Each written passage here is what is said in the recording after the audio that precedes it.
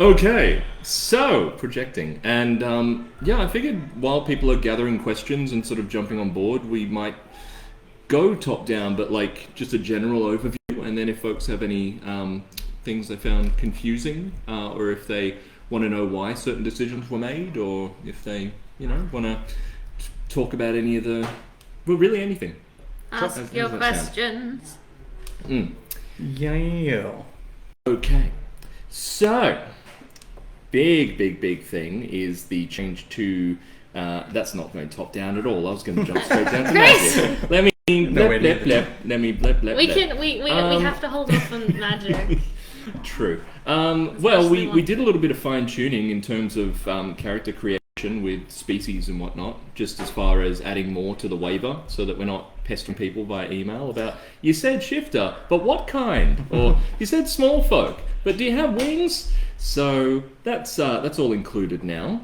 Also, fun little species thing, which is something that everyone got excited about a while ago, like a long time ago, and at the last second we remembered it, is it's not so much a species quirk as when folks like our dear Ratfink decide to wear a full latex mask, and some of our orc boys, when they're wearing the full latex mask, we've got a rule now called thick-skulled, which is going to apply more to traditionally like monstrous species, and it basically means that their latex mask can actually count towards light armor, which is just a little way of saying like, this is god-awful, it encumbers you as much as wearing a helmet, it's just sweatier. So like, please, dear gods, take an extra hit point if you can get it. Sweaty helmet juice. And it does stop you having to double up on having both, like the cool latex, and then have to smother it with leather armor and whatnot to get those bonuses. Honestly, the poor dears are suffering enough. Please don't give yourself heat exhaustion. Oh, actually, something we've introduced at work, it's got nothing to do with LARPing until I tweak it like this, is cooling vests. For folks who are looking at getting like decked out in all black, wearing full plate armor, if you can get yourself a really small heating vest with little ice packs, like the little, what are they, the beads that become like a gel, they're a godsend, honestly, because we wear a lot of like hazmat suits and things, and it's just, you feel like you're going to black out almost instantly. But to anyone who is wearing the full latex, if they're doing all the layers, we recommend cutting back in summer, but if you have to do it, then yeah, definitely look at getting a heat vest that you can hide under your armor, because, so good. So good. It's frosty. Yeah. That's tempting. Yeah. So that's species stuff. Rogue changes. Before we get there. Ooh. What? Before we get there, I believe Hodge wants to have a talk about that one. Uh-oh. Oh yeah, I mean this is one as far as character creation goes. This has been a pet peeve of mine for many years. I keep having the same conversation with people over and over again, to do with the way that we calculate hit points at Scy'kadia, and how you work out what your base hit points are.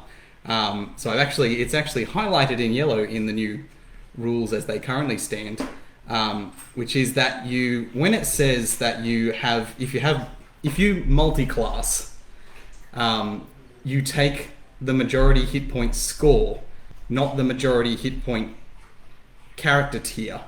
So if you have a tier of warrior, a tier of mage, and a tier of healer, both the mage and the healer get 3 hit points. So your majority score is 3. Not 5. If you have a tier of warrior, a tier of rogue, and a tier of healer or a tier of mage, then you have 5, 4, and 3, and there is no majority, you can take the 5. But if you have 2 tiers of mage, or 2 tiers of healer, or a tier of mage and a tier of healer, they both get 3, so your majority hit point score is 3. Yes. Which actually does bring a character build thing, which we've been asked about in the past, to mind. As far as, like, this is a good example of how you can use this to work it into your character. We've had people ask, okay, so in D&D there's a big difference between a cleric and a paladin, in that one is more healy, less fighty, the other one is more fighty, less healy.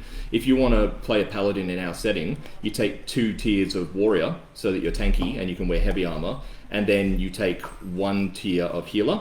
Whereas if you want to go cleric, you would just go straight healer, medium armor, as many heals as possible, and it doesn't stop you from fighting with our system.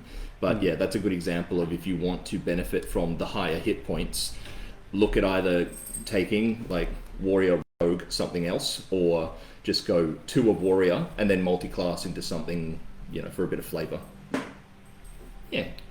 Flavor. Flavor.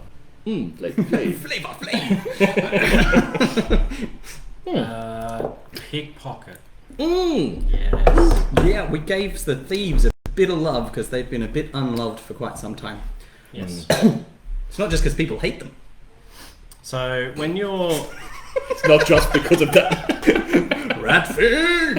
It's mostly because of rat thing. So there's 2 major changes with looting, I guess, with thieves. Firstly, when looting or pickpocketing a tier 3 thief, a tier 3 thief can take an objective item and all of the gold that the person holds. Whereas other characters have to choose one or the other, or they take all the gold and a relic. Yeah, but they can't get all 3. Sorry, thieves. But you can pick basically their relic or an objective item and all of their gold. Additionally, with the way the card system works now with the component cards, thieves get an additional bonus. Typically when it comes to component cards, if the person has any, basically the person being looted fans them out and someone picks them randomly from face down. However, thieves can look at the cards and pick up to 1 per level of thief they have. So not only do they get to pick up to their thief tiers in cards, they get to look at the cards and take the ones they want. It gives the also added benefit of knowing what the person has. If they don't steal all of them, they can come back later for more. It's true. It's one of those cool things where if you know that a bunch of people are walking around with components, the hands down best person to make sure you get the components you want is now a thief. So yeah, thankfully the component cards didn't, there was the possibility that they just wouldn't work and they would feel a little bit like gimmicky, but honestly they've just worked out to be really good, and they've helped with drawing up the mechanics of how thievery and stuff works. So and it's kind of cool. saved just having to buy physical props for every single little thing that you've got on. Oh yeah. and then see those props get ripped in half within the first 5 minutes of the game because someone tripped and Or vanishing into the void. Or if you hide them out in the woods and some of them never get found and they get left behind. Love it. Yeah, we've had that a lot with like arcane crystals and things. Those lovely 3D prints. The little lizards and stuff. Oh, the lizards. Imagine having to do your stinky lizard in. There's probably places out there where there's a whole bunch of like fake mushrooms shoved into the ground that are still there somewhere. When I became an admin, I was given significantly more arcane crystal props than I have now. They all vanished. Yeah. Also, as for Samantha's comment, when a tier 3 healer's gonna get love, I know that's mostly a joke, but tier 3 healers are OP. They keep Tier 3 healers are spoilt. they keep your team in the fight a lot. And if you are a tier 3 healer and you're upset, imagine playing someone who's stuck at tier 2 and you're not allowed to be tier 3 and they taunt you for years. Pick a better god. Shut up. That being said, though, we do have, now that component cards are working really well, we do have more opportunities to add in things like tier 3 deific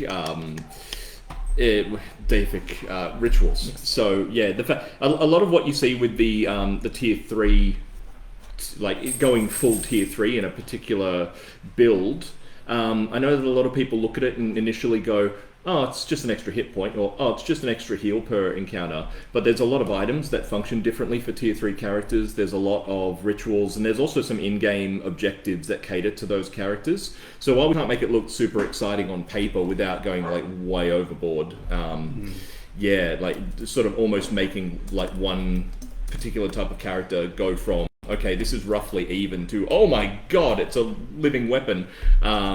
Yeah, there's lots of in-game stuff that will reward people for being tier 3 whatever. The other thing is, because of the way that the rules are written and the way that, as Chris just said, that certain items will function differently when you are at tier 3, if you do actually have a look through and read the entirety of the rules, as opposed to just skimming them, you will find that there's actually a bunch of little things in there that you will find that your character build will lead you in certain directions that will give you those little bits of extra bonuses that just add that extra flavour to the character and to the game. There's even some times where players will actually come up to us and go, hey, I realised I can do this, and we're like, oh no.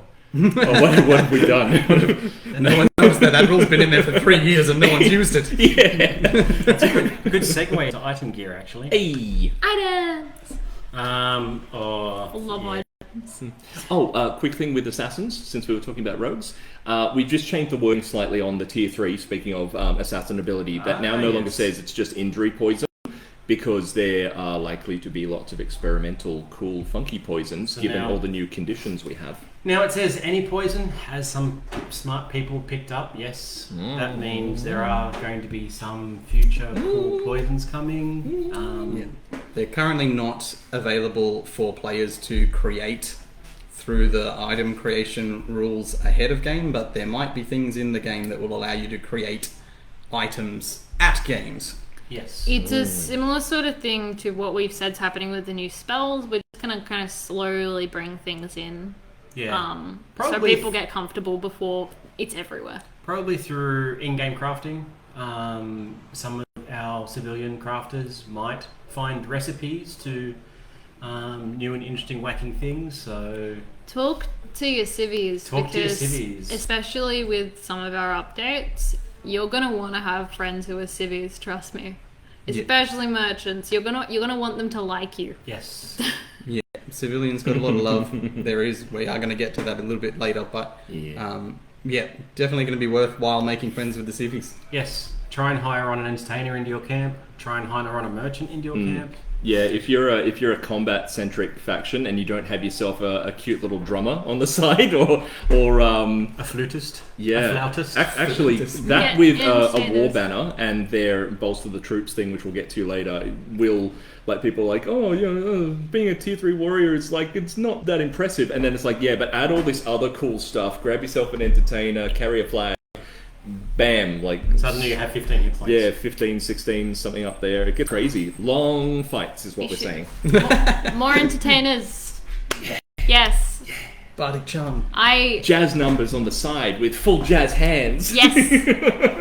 I love bards. I played the adventurer version of a bard for a long time, and now there's a civvy version of a bard. I'm jealous of players because they get to play the civvy bard. Yeah, my very first game at Scy'kadia, I brought a guitar, stood out on a field, and played that Bravely Bold Sir Robin while people fought. And now that could give bonuses.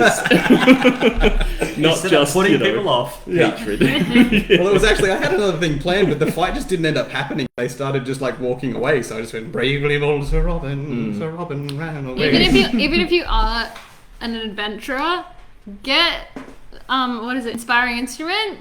I had so much fun with that back in the day. It's great. Yeah, it's still possible to be a combatant. Harassment with a ukulele. If you can convince a goblin to be an entertainer and they rap, that would be entertaining. Yes. We did have somebody, this years ago now, we had someone who took Inspiring Instrument, but their Inspiring Instrument was literally a cowbell. And so they could bolster you, but they had to sit there and ring the cowbell for 30 seconds straight, and you had to stand there and listen to it. I love that. I'm sad I missed that. Daisy, come here. So we have an interloper gremlin who's chewing on some of the camera bags. Come here. Who wants to talk about flails? I have thoughts about flails. Or a dog. Say hello to dog. Well, in short, flails are a contentious subject for us because there's a lot of research out there to say that not only are flails in real life really hard to control, but flails in LARP are really hard to control. And so basically without the right sort of design around the way the chain/rope works And it's even for us, we haven't come up with a grand way of solving this problem. We've got some ideas, but haven't had a chance to test it.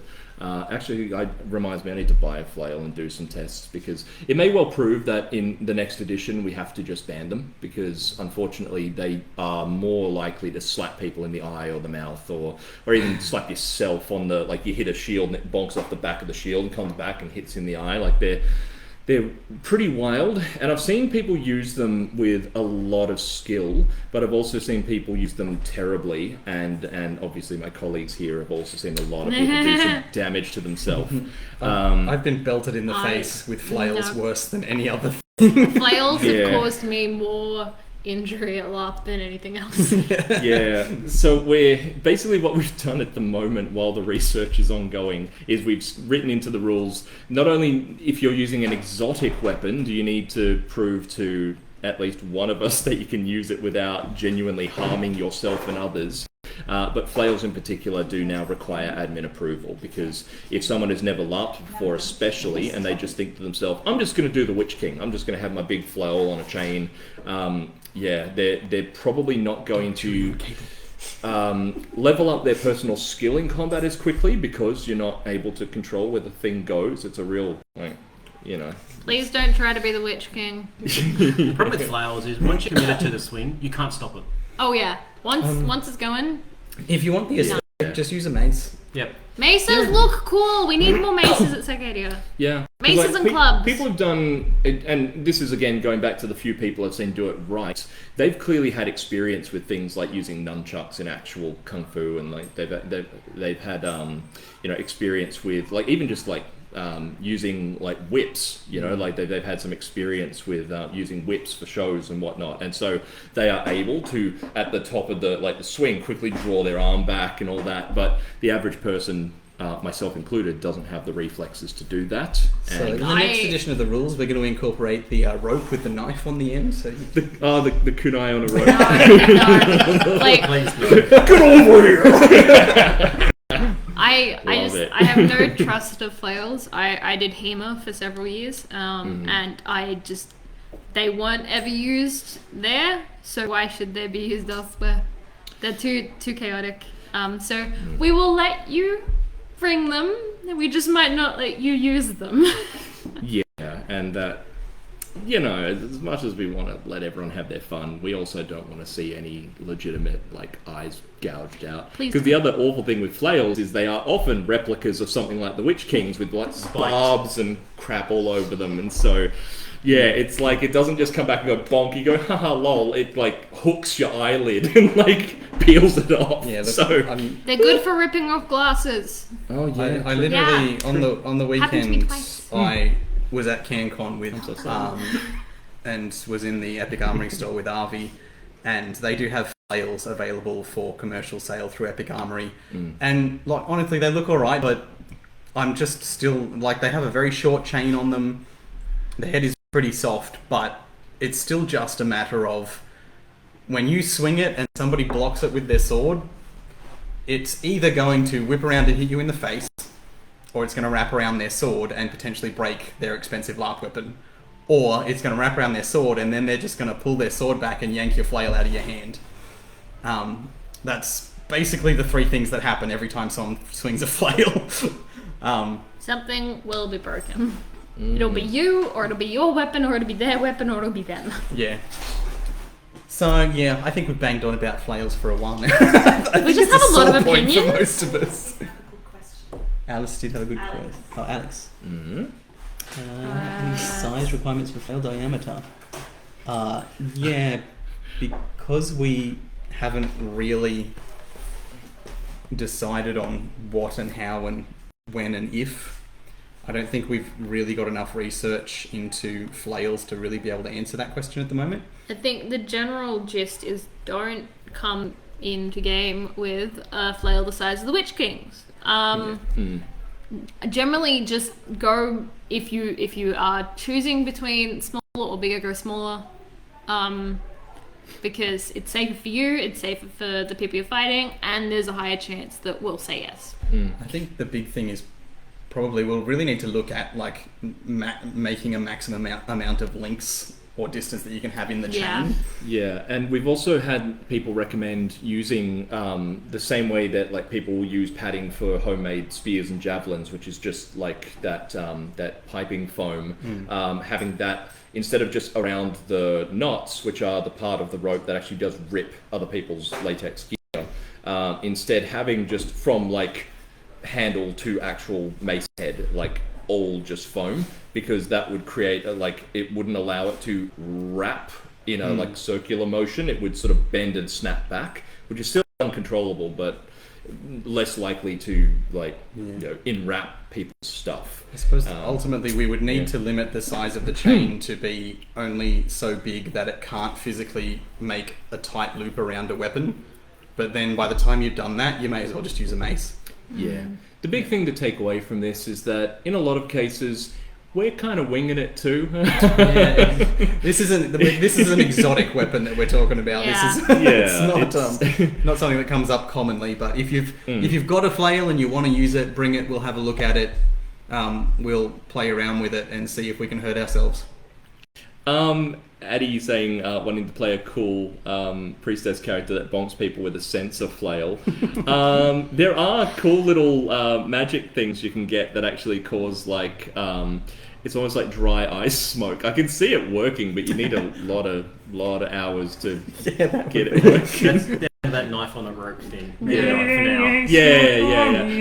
That in the dry ice is like carbon dioxide. So you hit someone in the mouth and just... Or if some of it comes out and gets someone in the eye, it's poison damage. like negative 300 degrees Celsius. I think we've beaten flails to death. Yes. Well, there is a question here that we've answered in the rules that comes up all the time. Can I strike you with the pommel of my weapon? Ha! No! No. Unless the weapon's designed to hit with both ends, like staves or the double-ended Kira blade, no, you can't hit. And that- if you've got a pole arm that's got a big axe on the end of it, can you hit with the bottom? No.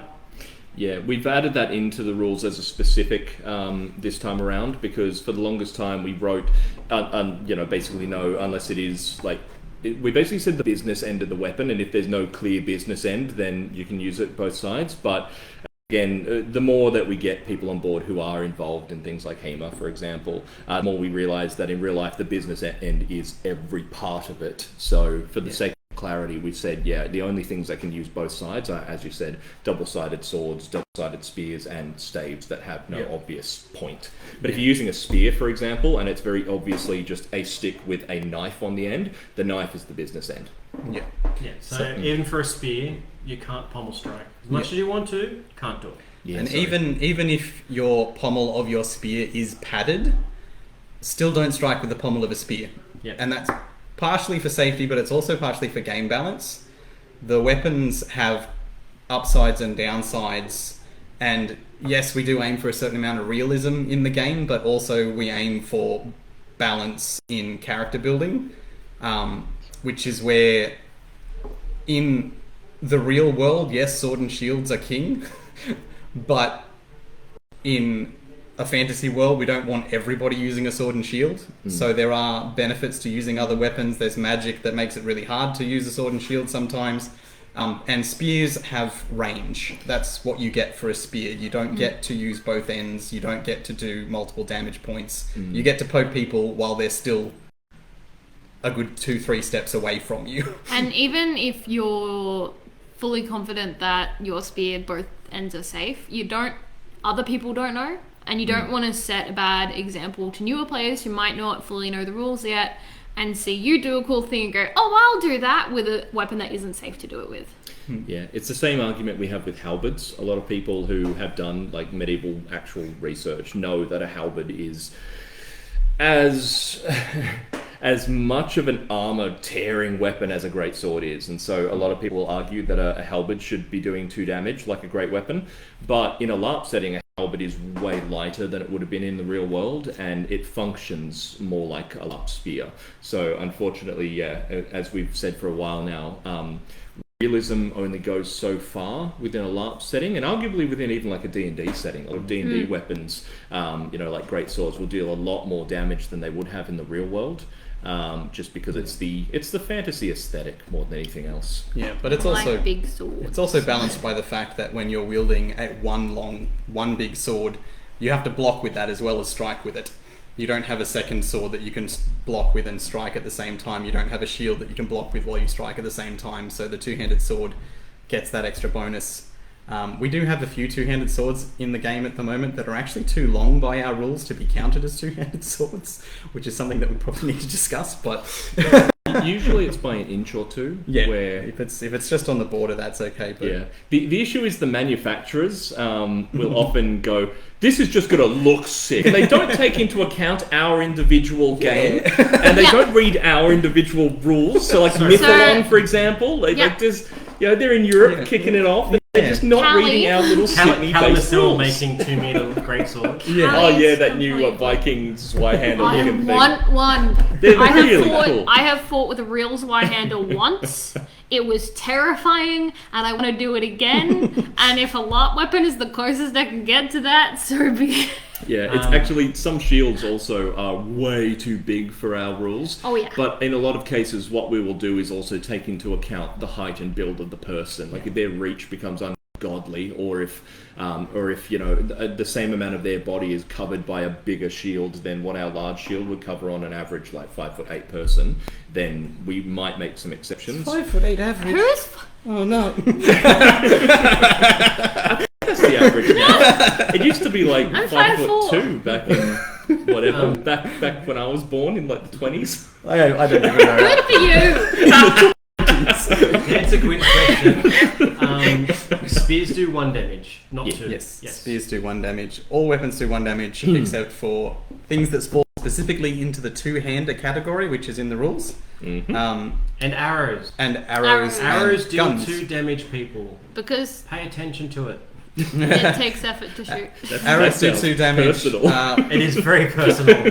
Bullets, the rubber band bullets from guns and wands, if there's still a couple floating around in the game. I'm sorry I haven't made any in a long time because I moved house like 5 times and my machine broke. Anything that comes at you that isn't like a little throwing dagger probably does 2 damage. Oh, I was 1 inch off average height, evidently. It's 5'9". Average height is 5'9". I am average, apparently. I'm so sorry. I am apparently massively below average. Right, we'll Yoinks. stop talking about my Jeez. hang-ups. Alright, Yes, shields. So Shields! This is something that, just flowing on from what I was literally just talking about, something that we have highlighted in the rules, we've just made it clear. It's something that we've talked about before. I know when Chris and I did a stream during COVID on LARP weapon choices and things like that. for dabbing at foreheads, because oh my It's god, hot. I am so sweaty. Sweaty. Oh hell. Yeah. It is disgusting right now. So That's a really great look. I need Yes. some tall, stompy boots too, Gray. I know everyone else is really excited for LARP to be back, but I put on a wig for like an hour to do a shoot the other day, and that was too long. I'm not keen for game to be back if I have to wear wig and hat. so shields, as we just talked about with realism, LARP is a game where we aim for realism, but we can't go full realism. Shields, because of the way that they work in LARP, basically become a barrier of invulnerability. So you get a lot of bonuses for using a shield in LARP, and at LARP you will need to use a shield very differently to the way that you would in SCA or HEMA. Because LARP is a tag sport, we aim not to touch each other with our bodies, and ultimately you should remain a step away from your opponent at all times. Yeah, what do you want? We got vodka. Heaps of stuff. Vodka. I mean, it's fairy floss flavour. there. Hydrate. Ooh. I don't know if That's a reminder to you all. Drink water. Drink water. Go now. Coke, Fanta, Go Sprite, drink water. Ginger beer. Sure. First one's fine. But if you are fighting somebody and your shield is pressed up against their body, stop moving forwards. Just take a step back. Reset yourself. If you can't win a fight without shutting somebody down and blocking off their arms from moving with your shield, then maybe don't win that fight. I see a lot of people running in and basically pressing their shield up against somebody and then just whapping them around the back. If the other person has got a shield and you're putting your shield on their shield, that's a grey area. Always check with the people that you're fighting with. But if they don't have a shield, don't smack them in the body with your shield. So we've highlighted that in the rules because that's something that we need to just be aware of, just for safety and also just again, it's a game balance thing. If you've got a shield, I can't send peasants to jump on your shield. I can't kick your shield. I can't grab it and reef it out of your hands. I can't get a bill hook and knock it out of the way. So you've always got that advantage, and you need to be aware that this massive thing that can stop any incoming blow is your advantage. You don't also get to smash somebody in the face with it. Also, LARP bill hook. Yes, please. Sign me up. They do have those now. I saw one on the weekend at Epic Armory. Not a bardiche? Actual bill hook? No, it was an actual, it's about this long. Just a little bill hook. I was like, man, that's awesome. God, I wish I wasn't playing such a fancy cutlass boy. Just go back to your peasant roots. Oh, yeah. Bring back your Persian peasants. I mean, it constantly hurts me. Every time I see a cool melee weapon, I'm just like, I want it, but I will not use it. There is no situation in which I will use this. Cries in wizard. Yeah. My life is pain. All I have is magic and the ability to bend reality. My life is so hard. I just want 15 hit points and a 3-meter reach. Too much to ask. At least your character's alive. Yeah, actually, kind of insensitive. Wow. Now that you think about it. Wow. Too soon. Wow. Milling. All right. On that high point, Yes. I want a bill hook named Jeff. non-combatants. Thanks, Michael. Non-combatants. Oh, do you want to talk about your Non-combatants. I'd love to. Jumping back and forth a little. First things first, we actually had a meeting with a bunch of our regular civilian players rather, and they were instrumental in basically designing what we now have in the system. The non-combatant rules have always been the most experimental part of what we're doing, because the rest of it is designed for, folks who are just coming into what most people expect from a LARP. But we want it to be as inclusive as possible. It's just very hard to do so when 50% of your setting is based around a combat sport. Basically our civilians have been really good at giving feedback to us, and a lot of what has been pushed in is direct from their mouths and a little bit of brainstorming that we did.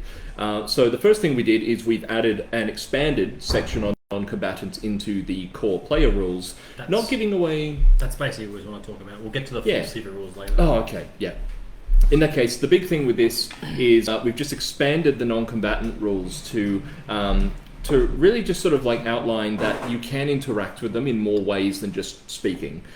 So we have reminded people that they can in fact be pickpocketed, and now thanks to certain changes they can also be looted in some scenarios, which is actually something that our civilians were very much like, hey, we get all this money from doing our vending and doing our performances, but no one comes up and tries to steal from us. Can we change that?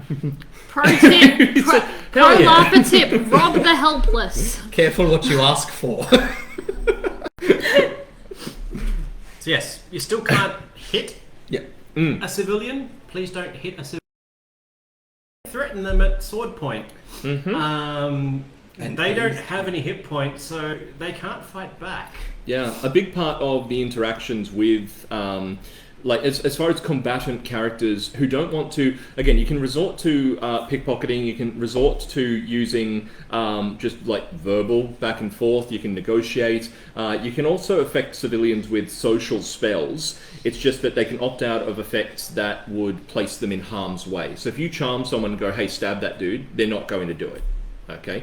If you charm them and say, oh yeah, I'd like you to sign your name on this weird contract, then again, if the contract doesn't say I'm literally bound to now go and assassinate this person, then there's things that you can do with civilians that you can do with any other character. And whilst a lot of that has always been the case, we've made it a lot more obvious, and we hope that you take up the opportunity to harass our civilians a little, because they can now, and we'll get to this later, harass you a little bit too, which is kind of cool, in a way that is not going to stop you from performing combat objectives and things like that.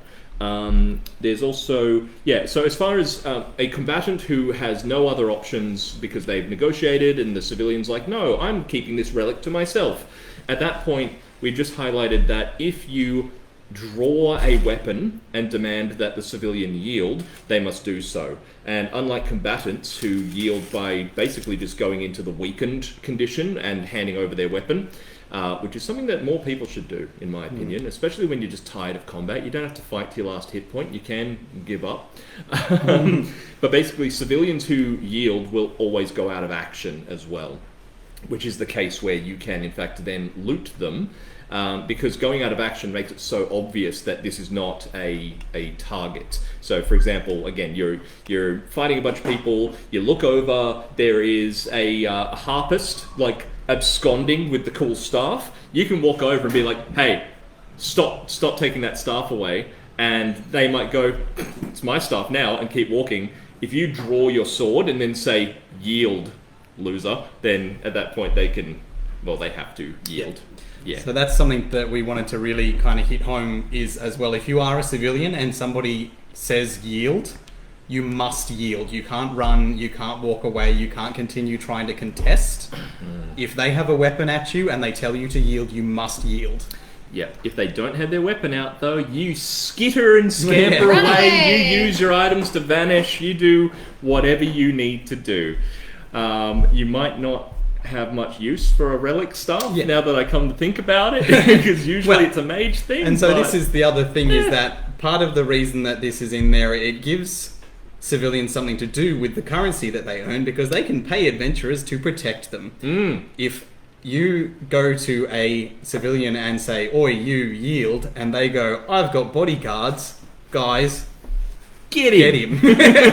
You can become a mafia boss. You can have people that you pay to fight for you, but just make sure that you step back out of that fight if you have a pink sash on. Yep. And again, when we get into the full civilians and how things like poison now affect them, especially some of the add-ons that entertainers and particularly mystics can do, being able to hire people to watch your back while you're attempting things is going to be clutch.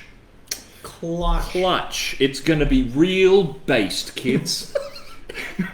You're making me feel so old and short. I still don't know what based means. I'm pretty sure it means groovy. I mean, it sounds like high to me. I know. We're getting based, man. Oh, it's probably not it. It's probably not it at all. I have no idea. I think that today is the first time I've heard that term. Two new abilities. Well, two new keywords. This is true. Two new keywords. I think that you should talk about the pacified keyword, really. Yeah, well, I did playtest. We haven't really playtested pacified, but I guess it'll be a live playtest. Fuck it, we do it live. Hey! You've got the hair for it. Yes, that's true. Well, the keyword doesn't necessarily equate to the spell, but we'll get to the spell later. So we have two new keywords. Frenzied, to all you who have come up against Corrin early 2021, I think it was, might have come up against Frenzy, the Frenzy effect. You might remember the end of our last Fate Day. Yes, that was the Frenzy effect. That's when it first started. Basically, if you get hit by someone and they call Frenzy, it won't be on a spell. After some playtesting, we determined that Frenzy's place is going to be either via weapon strike or like on a relic or via certain rituals, I think. Yeah, rituals maybe, or perhaps even a poison maybe. 2022? No. Certain. It was early 2021. I'm too tired for this. It was up to the June weekender, and then we had to stop playing again for COVID, and then we started again in June 2022. So I didn't use Frenzy in 2022 at all. We had some effects that, I think, but...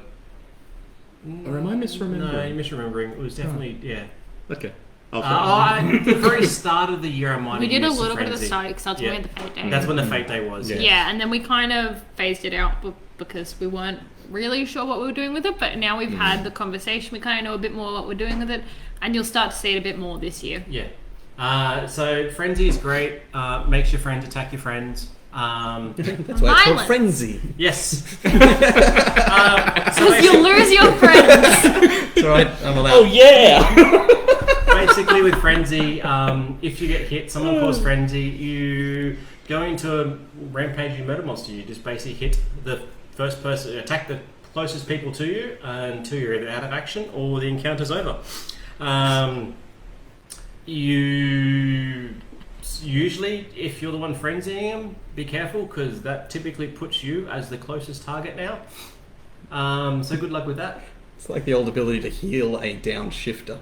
Yes, you can heal the shifter, but now you're next to the shifter. That's right. Yeah. And then you're not going to say thank you. We also introduced a new ability, which you may not have seen before, called Pacified. It is the opposite to Frenzy, essentially, and they will cancel each other out, as they say in the book. If you get pacified and then frenzied, you're back to normal. If you get frenzied and then pacified, you're back to normal. The pacified effect is basically you can't attack, but you can defend yourself. You can parry, you can block, but you can't strike back. It's very similar to a fear in many ways, but it's also not. The laptop is showing a low battery. So Oh, okay. I need to plug it in. Does someone want to talk about- right there. Addie, I don't blame you. what are we talking about? I think we'll something pacified. Oh yeah, so Pacified is the exact opposite of Frenzied in that it forces a character to stop seeing anyone as a viable target. It doesn't stop you defending yourself, but what it does do is, in the case of the spell, when we get to it, it's for a count of 10. It's almost like a reverse fear. Instead of running 10 paces, you count to 10 in your head, and during that count of 10, you are not allowed to attack anyone for any reason.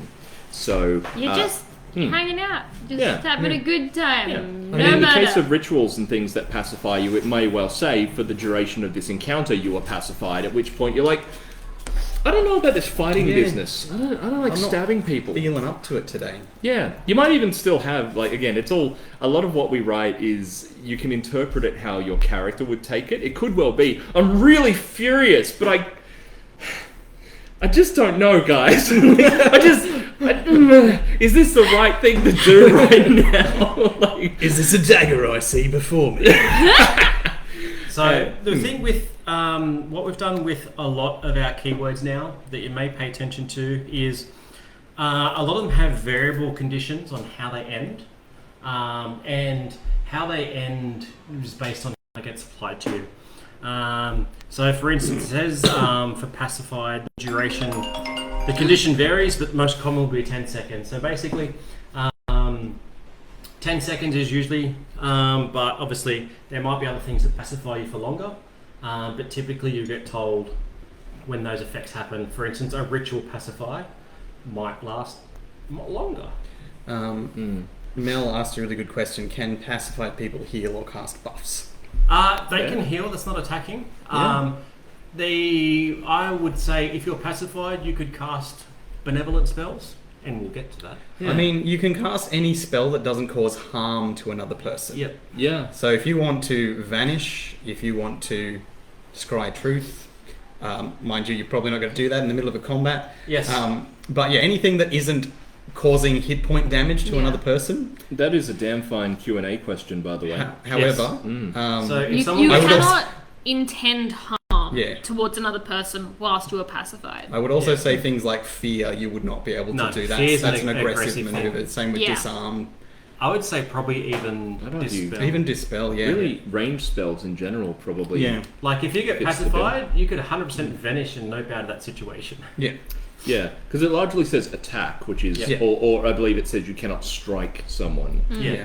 Although I would need to check the wording. Yeah, But if it so said the- strike, it would mean anything with a spell tag as The, well. the You- intent is basically, keep yeah, yourself. like it stops someone from attacking someone. in fact. But if they wanted to nope out in that 10 seconds, they're more than welcome to. Yeah. But But yeah, you are perfectly welcome to do anything that is not harming anybody, so absolutely healing. Yeah, is so the something that you exact can do. wording is pacified characters cannot attack anyone. If a pacified character is attacked, they may block and parry but cannot strike their opponent. Yes. So yeah, anything with a spell tag is technically a strike. So yeah, you've got 10 seconds of holding your freeze tag and considering a new target maybe. Yeah.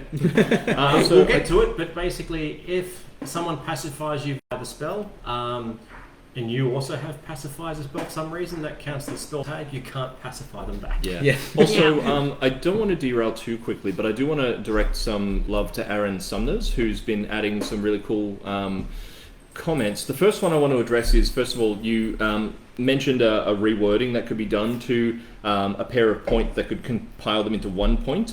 I will admit that when we wrote the original document of our rules, a lot of it was very wordy and verbose, and as each edition comes out, we do actually compile things together, and we chop and change to make things a little bit more succinct.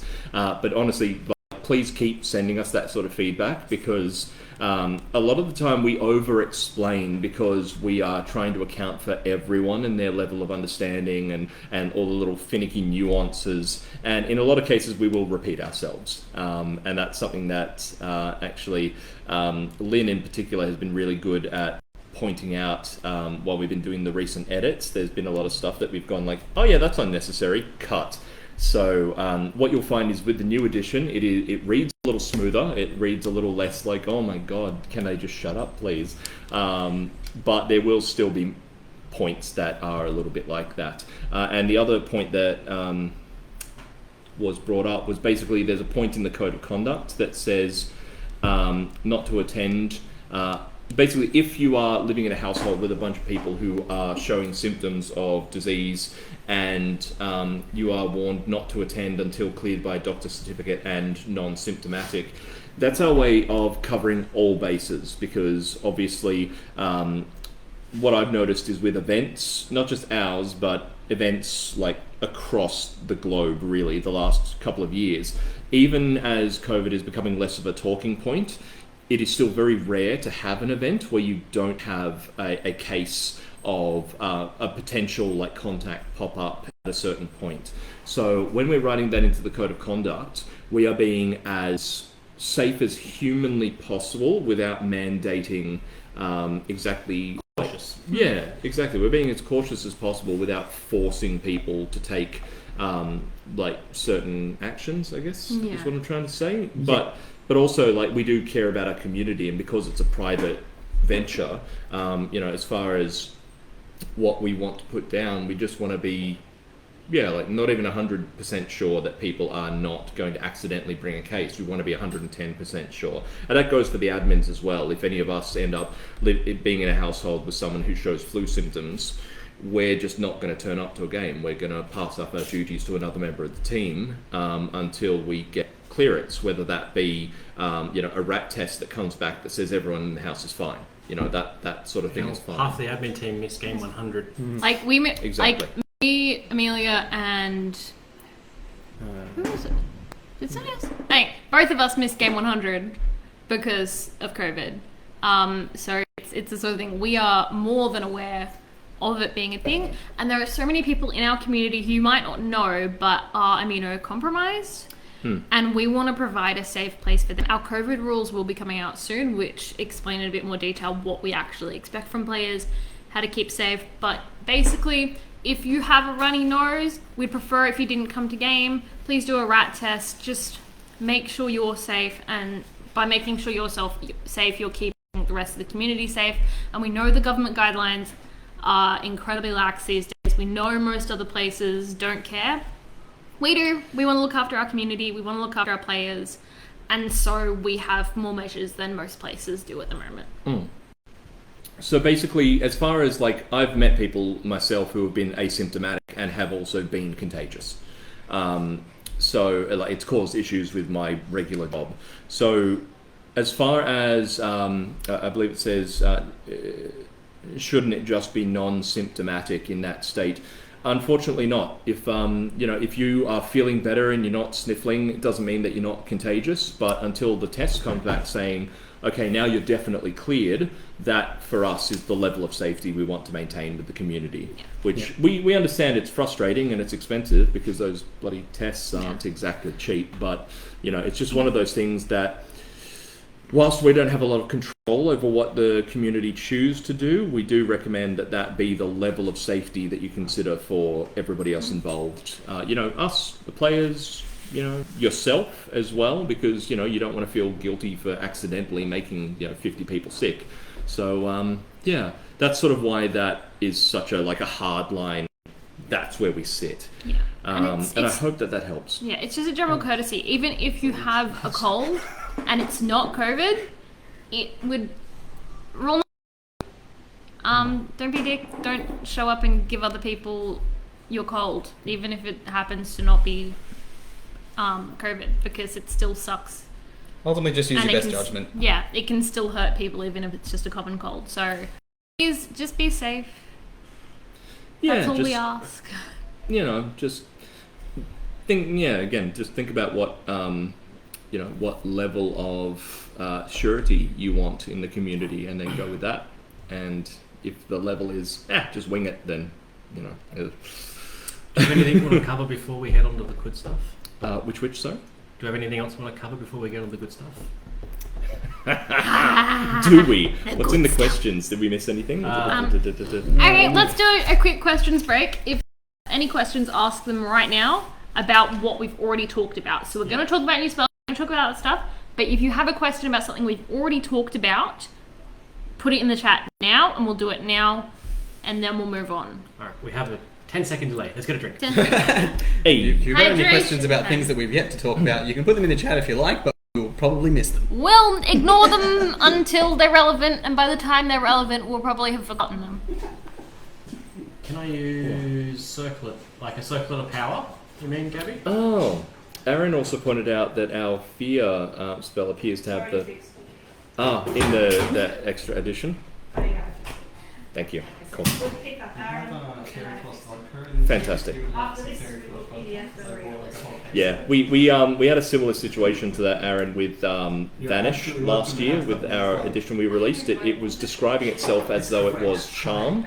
Not sure why. It's just the transfer from a basic Word doc onto the Google Doc. For some reason, Google Doc is... Yeah, I was... yes, Circle of Power 100% affects Zombify. So if you are a... Oh, does it? Yes. Oh, it just adds charges. That's why I said don't add it. We added that because we changed it to the Skull of the Necromancer, didn't we? That adds +1 instead of the Arcane Focus. Ah, okay. Well, that might be something I forgot to add in. So that's right. I have to add it. And it just said it counts as double, and that's already what it is. It's like charges. So yes, that was the intention. So a new member of the admin if you team. are a conduit, you get 6 uses of Zombify. If you are a conduit with Zombify and a Circlet of Power, you would have 12. If you also add on to the fact that you have a Skull of Necromancer, you can now have 13 zombies. If you wanted to go down that route and be a proper Necromancer. Good evil number too. Which honestly is probably more zombies than anybody has ever actually raised in a game before. Yes, if you can manage it. Except that one time that everybody got really depressed and decided to almost quit. That was a Halloween game. Yeah. For our new players, proof that we don't know what we're doing. You got to try things sometimes. The first Halloween-themed game we had way back was a sort of Night of the Living Dead thing where we had contagious zombies. And it was so good. It was upsetting though because we had 4 non-zombified characters doing a last stand in the last couple of seconds. I spent an hour as and one a person was zombie. legitimately just this is so hopeless, and harakiri'd themselves to get out of the situation. It was a lot of bleed. It was real bad. There was that one time the voice of ruin bound the Arcanist. Here's the thing. That zombie game, most people hated it. I had the time of my life. You were there. I was zombified the entire Awful. game. Yeah, we got a lot of bad feedback. We did, and that's why Zombify is limited, Yeah, and why so we don't do that shit anymore. We'll get to zombies in a second. We have made some significant changes to the Zombify spell. You know what's really fun though is if you don't have Zombify but you do have Bind, you bind somebody that can Zombify and get them to cast Zombify for you. It's really good. Would recommend. Yeah, I did that on the Arcanist. Arcanist was not happy. We don't talk about that. I did that to Chris Taylor in a tournament, and I bound him and then got him to raise zombies and give them the instruction to protect me. Aaron, so for really giving more zombies, so the Zombify spell is a 1/2, so learned mages get 1 charge per tier, and conduits get 2 per tier. And the Circlet of Power doubles your charges. So how many charges you have, double them. And then the Skull of Necromancer adds an additional 1.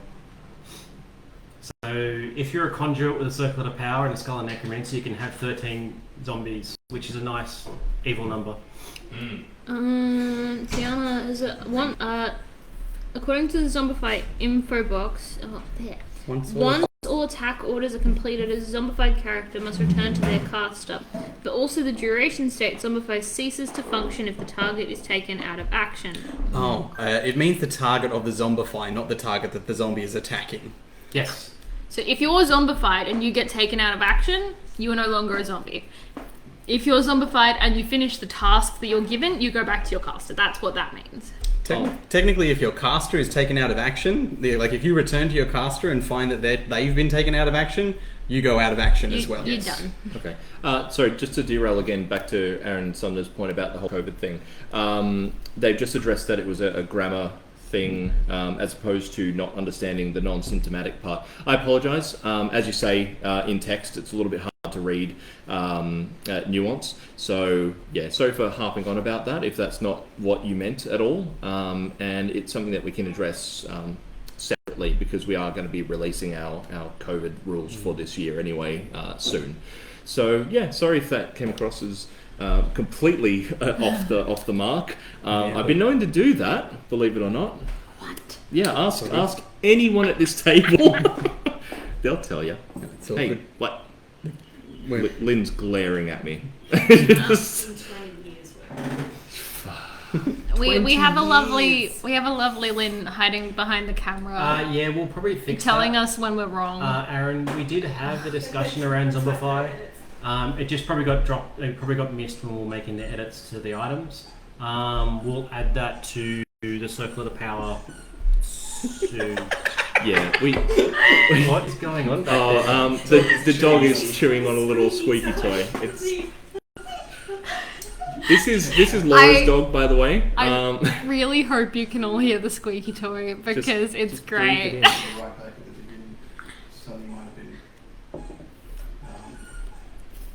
Good lordy.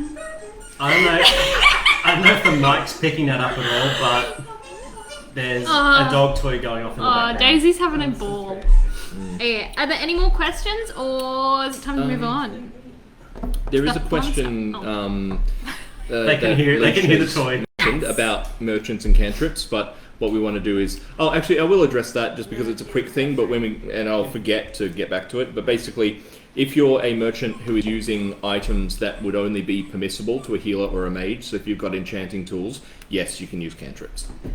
It's just a flavor thing. We don't want blacksmiths to be able to randomly do cantrips, and also cantrips are extremely rare in game to begin with. We find most people use them in Discord, but basically if you are playing a merchant who is capable of creating arcane, divine or ruinous items, then you would hypothetically have enough like supernatural power to do minor things like light candles and all that good stuff.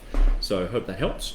And we have got that written into the new core, the new city rules anyway. So alright.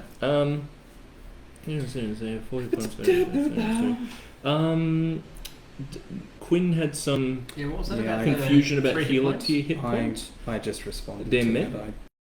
That's what I was just checking with Lynn because I don't Should know say where. free. Yeah,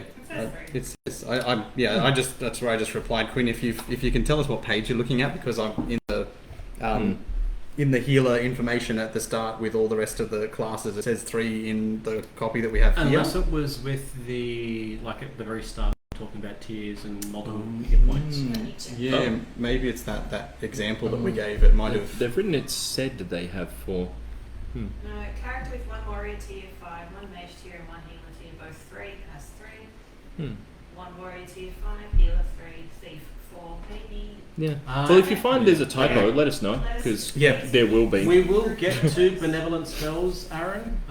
There was a core theme around benevolent spells, and we'll come back to that. What are we up to now? Spells, which is what Oh, hey, look, benevolent spells. We've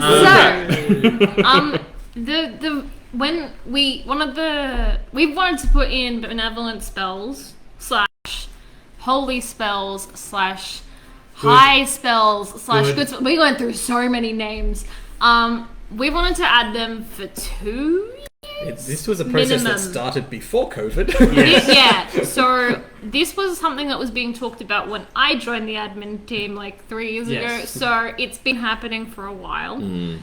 The actual spells, we have spent ridiculous amounts of time. We've had probably like 3 or 4 separate meetings over the years just talking about these spells and arguing until we're happy. So the spells that you've been given have gone through extensive debate to get to where they are. We are hoping that we are able to release them. Eggers. Shut up, Addy. Eggers. It is not Eggers. We are hoping to be able to release them into the wild and it to work smoothly and nice, but realistically there's always going to be issues when we bring in massive changes to the game like this. There's going to be an adjustment period. There's always going to be people who don't understand the spells, and we already have so many spells. We understand if you struggle to remember them all and struggle to remember the new ones. So there's going to be a bit of a grace period for that first little while. Just do your best, correct other people if they get it wrong, and hopefully we can all get into these new spells easily. The main vibe we wanted to go with these, and the reason why we wanted them so much, is because people have been complaining for years that there's ruinous spells and there's no holy spells. Literal years since I started the game. Yes. I used to be one of those people.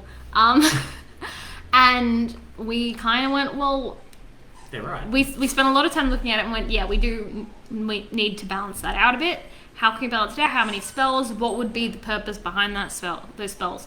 And we looked at ruinous spells, and ruinous spells are all very selfish. They're all about serving you, helping you. So bind, they work for you. Zombify, they work for you. Fear, they're afraid of you. Every spell that's ruinous benefits you. That's now malevolent benefits you.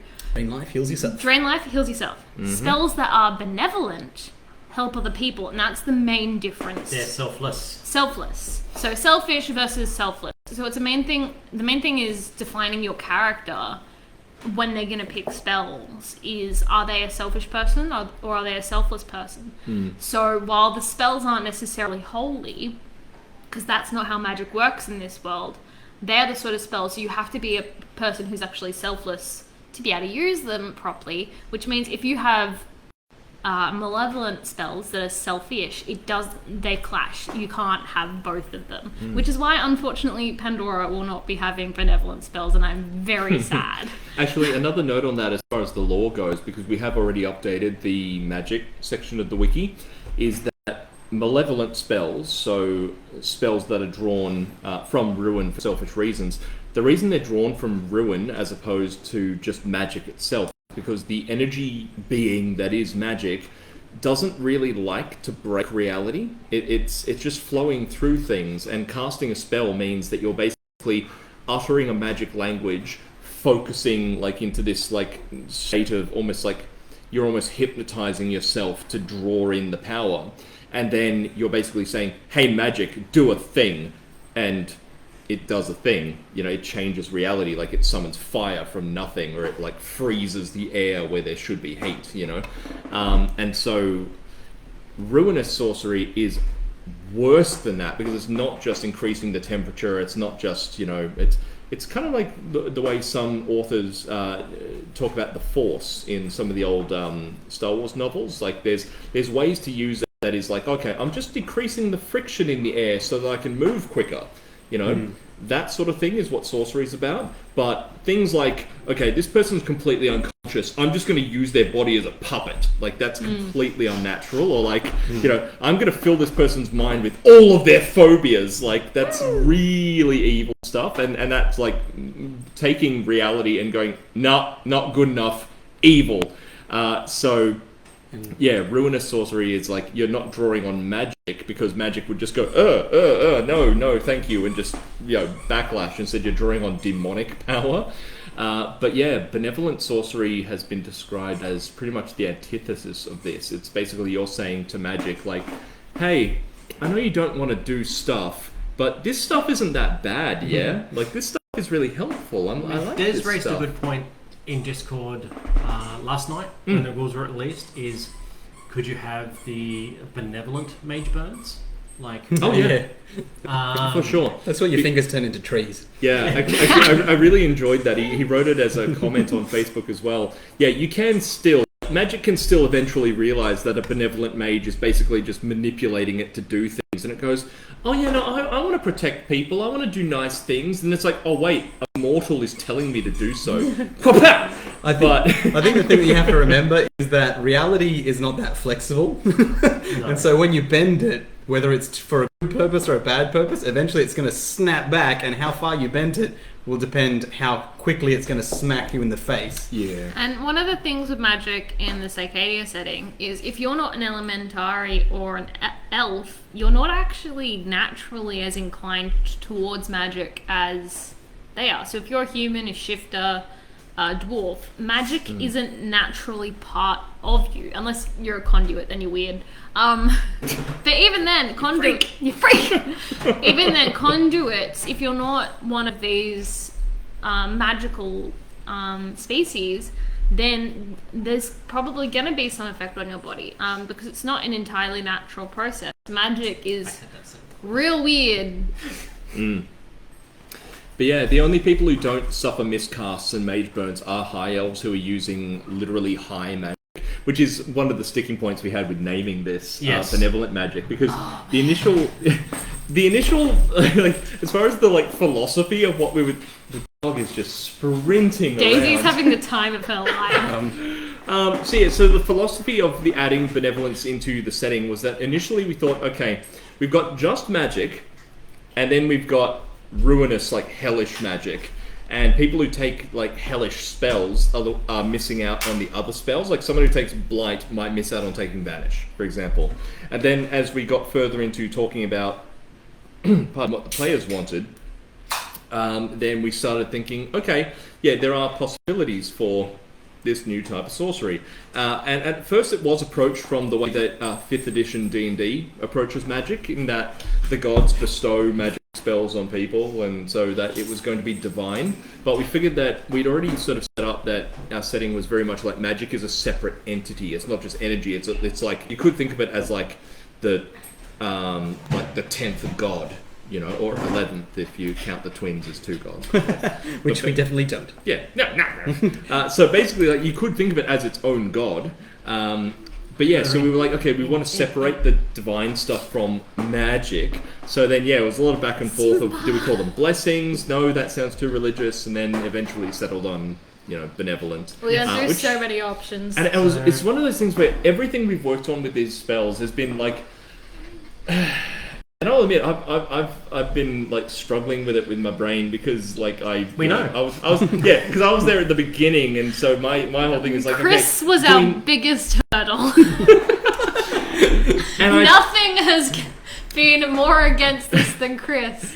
So we got it past Chris. Everything's great. It must be good. Look, in saying that, it's purely because when we initially started talking about it, we all had our various ideas of it, and whether it was my idea or anyone else's idea, we were like, it feels like there's something not quite there. But everything from naming it benevolent, malevolent to like the 3 spells themselves, it's come down to months of like back and forth, and you know, years. Shut up, Chris. and then eventually we've just had a random like chat, and someone has just said a sentence, and it's gone. That's it. That works. Holy hell. Like, at our recent retreat, Nathan was instrumental with that, because we were talking about, we had Pacify down, and the other 2 spells, we were like, okay, we initially wanted 5, and we were like, 2 of them just feel too much like items, or it's weird. It's not quite there. And we were like, but these 2, they have such potential. How do we make it work? And Nathan was like, oh yeah, this. And we're like, oh! I've been playing this game for a long time, and I know how to break it. Nathan coming in has been terrifying because he knows every way to break the game that we'd never thought of. There's so many things I've just never done. So yeah, basically, as far as the philosophy goes, we're at a point where everything's sorted. Benevolent spellcraft is still magic, and so it can still cause miscast, but it's less likely to do so than like hellish sorcery, because demons are bad people. Yes. Like I don't care what you think. So just to clarify, demons have feelings benevolent too. magic does not come from the gods, is not holy. So. And just quickly, just to answer the question that Annika had, yes, magic is a person. Their name is Telu, and they are essentially a god that is essentially the god of magic. So if you're playing with magic, you're essentially playing with Telu's feelings. Come talk to Pandora. Like I think Mistra in D&D. There's been so many D&D gods of magic. And like that lore is just stupid. Are we allowed to say D&D or less? Don't say anything, We're okay. The mysterious game. The game with the dice. The current D&D god of magic is a high-level wizard that was promoted to godhood called Midnight. Oh, that's so unoriginal. Who took the name Mistra to basically honour the name. Basically, it's still Mistra, but it's someone else because the other Mistra died, but then the one before that died as well. It's a long and involved, but essentially, yes. I think this is called a sidetrack. Make the god Elminster and be done with it. Very good question. Oh. Tiana, what constitutes benevolent mage? I simply the ability to use bonus spells, current mage, and a healer.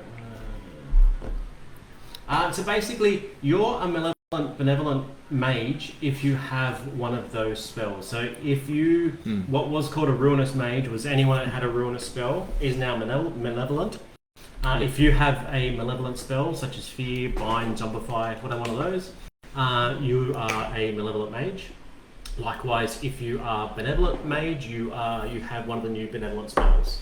And if you are malevolent and you would like to become benevolent, then that's something that either talk to your camp admin about, if you're not in Shadow, or if you're not aligned with the camp, come talk to Pandora about in character, because that will be something that you'll have to roleplay. That might be something that's done with a ritual. That'll be something that will be different as we go forward. So if you want to become benevolent mage and you're a malevolent mage, that's not going to be easy. You can't just switch out and retrain. Well, don't go see the Voice of Ruin about losing malevolent spells. I don't think they'll. But you'd have to basically remove that bad part of you before you could get the good part added. But yeah, it's definitely something that you could happen. It's happened in the past, and we did talk about like an amnesty, because normally you can't remove a rote spell without paying 200 geld, I think it is. We've added a little thing where arcane training, which is a faction upgrade slash just players can do play it. Upgrade, Basically, you can now retrain rote spells. For a long time, we wanted to make that be a very definite, like, you've done, like, 20 years of study, why would you just forget one spell and take up another one? But given the way that gameplay works and the way that people do sometimes reconsider their options, we've now made it, arcane training a thing that can either give you an extra spell if you became a mage later, or it can retrain your rote spells. So yeah, it does cost a lot of geld, but I mean, I've had civilians walk up to me with like 500 geld and just dump it on the table at the end of their first game, so it's not impossible. So I mean, but we were talking about doing an amnesty because we have new spells, everyone wants to play with the new toys, of perhaps waiving that for a little bit of time once players figure out how to get these benevolent spells. We haven't settled on exactly how it will happen, but there will be something to make it a bit easier. And Tiana, just going back to your concern about your patron, if your patron isn't a Naga or a god, you don't have much to worry about. But at the same time, I would highly recommend going and talking to your admin character in your camp and finding out in game, what's the deal there. I believe Zavire is it's the elder spirit of the Rue that portrays itself as a bear. Largely they're not an evil wraith. There's really nothing stopping a person from being like a Rue, healer who is summoning power from Zavire and then dipping into dark magics. But do bear in mind that demons eat ghosts and souls, and the elder spirits themselves are in fact ancient ghosts and or souls. And so they may have a bit of an issue with that. Yeah, it's one of those things where they would largely, like, we haven't added this into the rules, of course, but it's one of those things where you can make it a bit of like a sticking point for your character that, I'm using evil energy, but I'm using the kind of energy that would actually put my deity at risk if I was to do too much. The other thing to remember is, though, as we said before, like, holy magic doesn't come from the gods of the holds.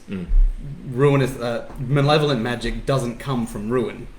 So you can still be a malevolent... It is technically demonic. Well, it's corrupted, but it's not like you're drawing power from the Naga to do malevolent magic.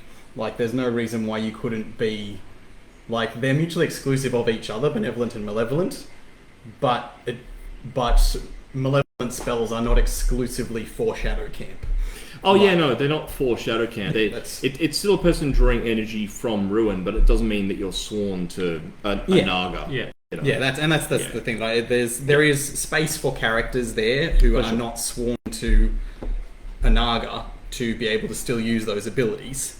It just excludes you from using the benevolent spells as well. Yeah, there's a lot of room for interpretation. And also, as far as magic with the gods, I mean, playing a person who's like a divine healer who worships a greater god and then uses spellcraft, I think the only god that would really forbid someone from using spellcraft is Kree would absolutely not accept a person who is also a necromancer.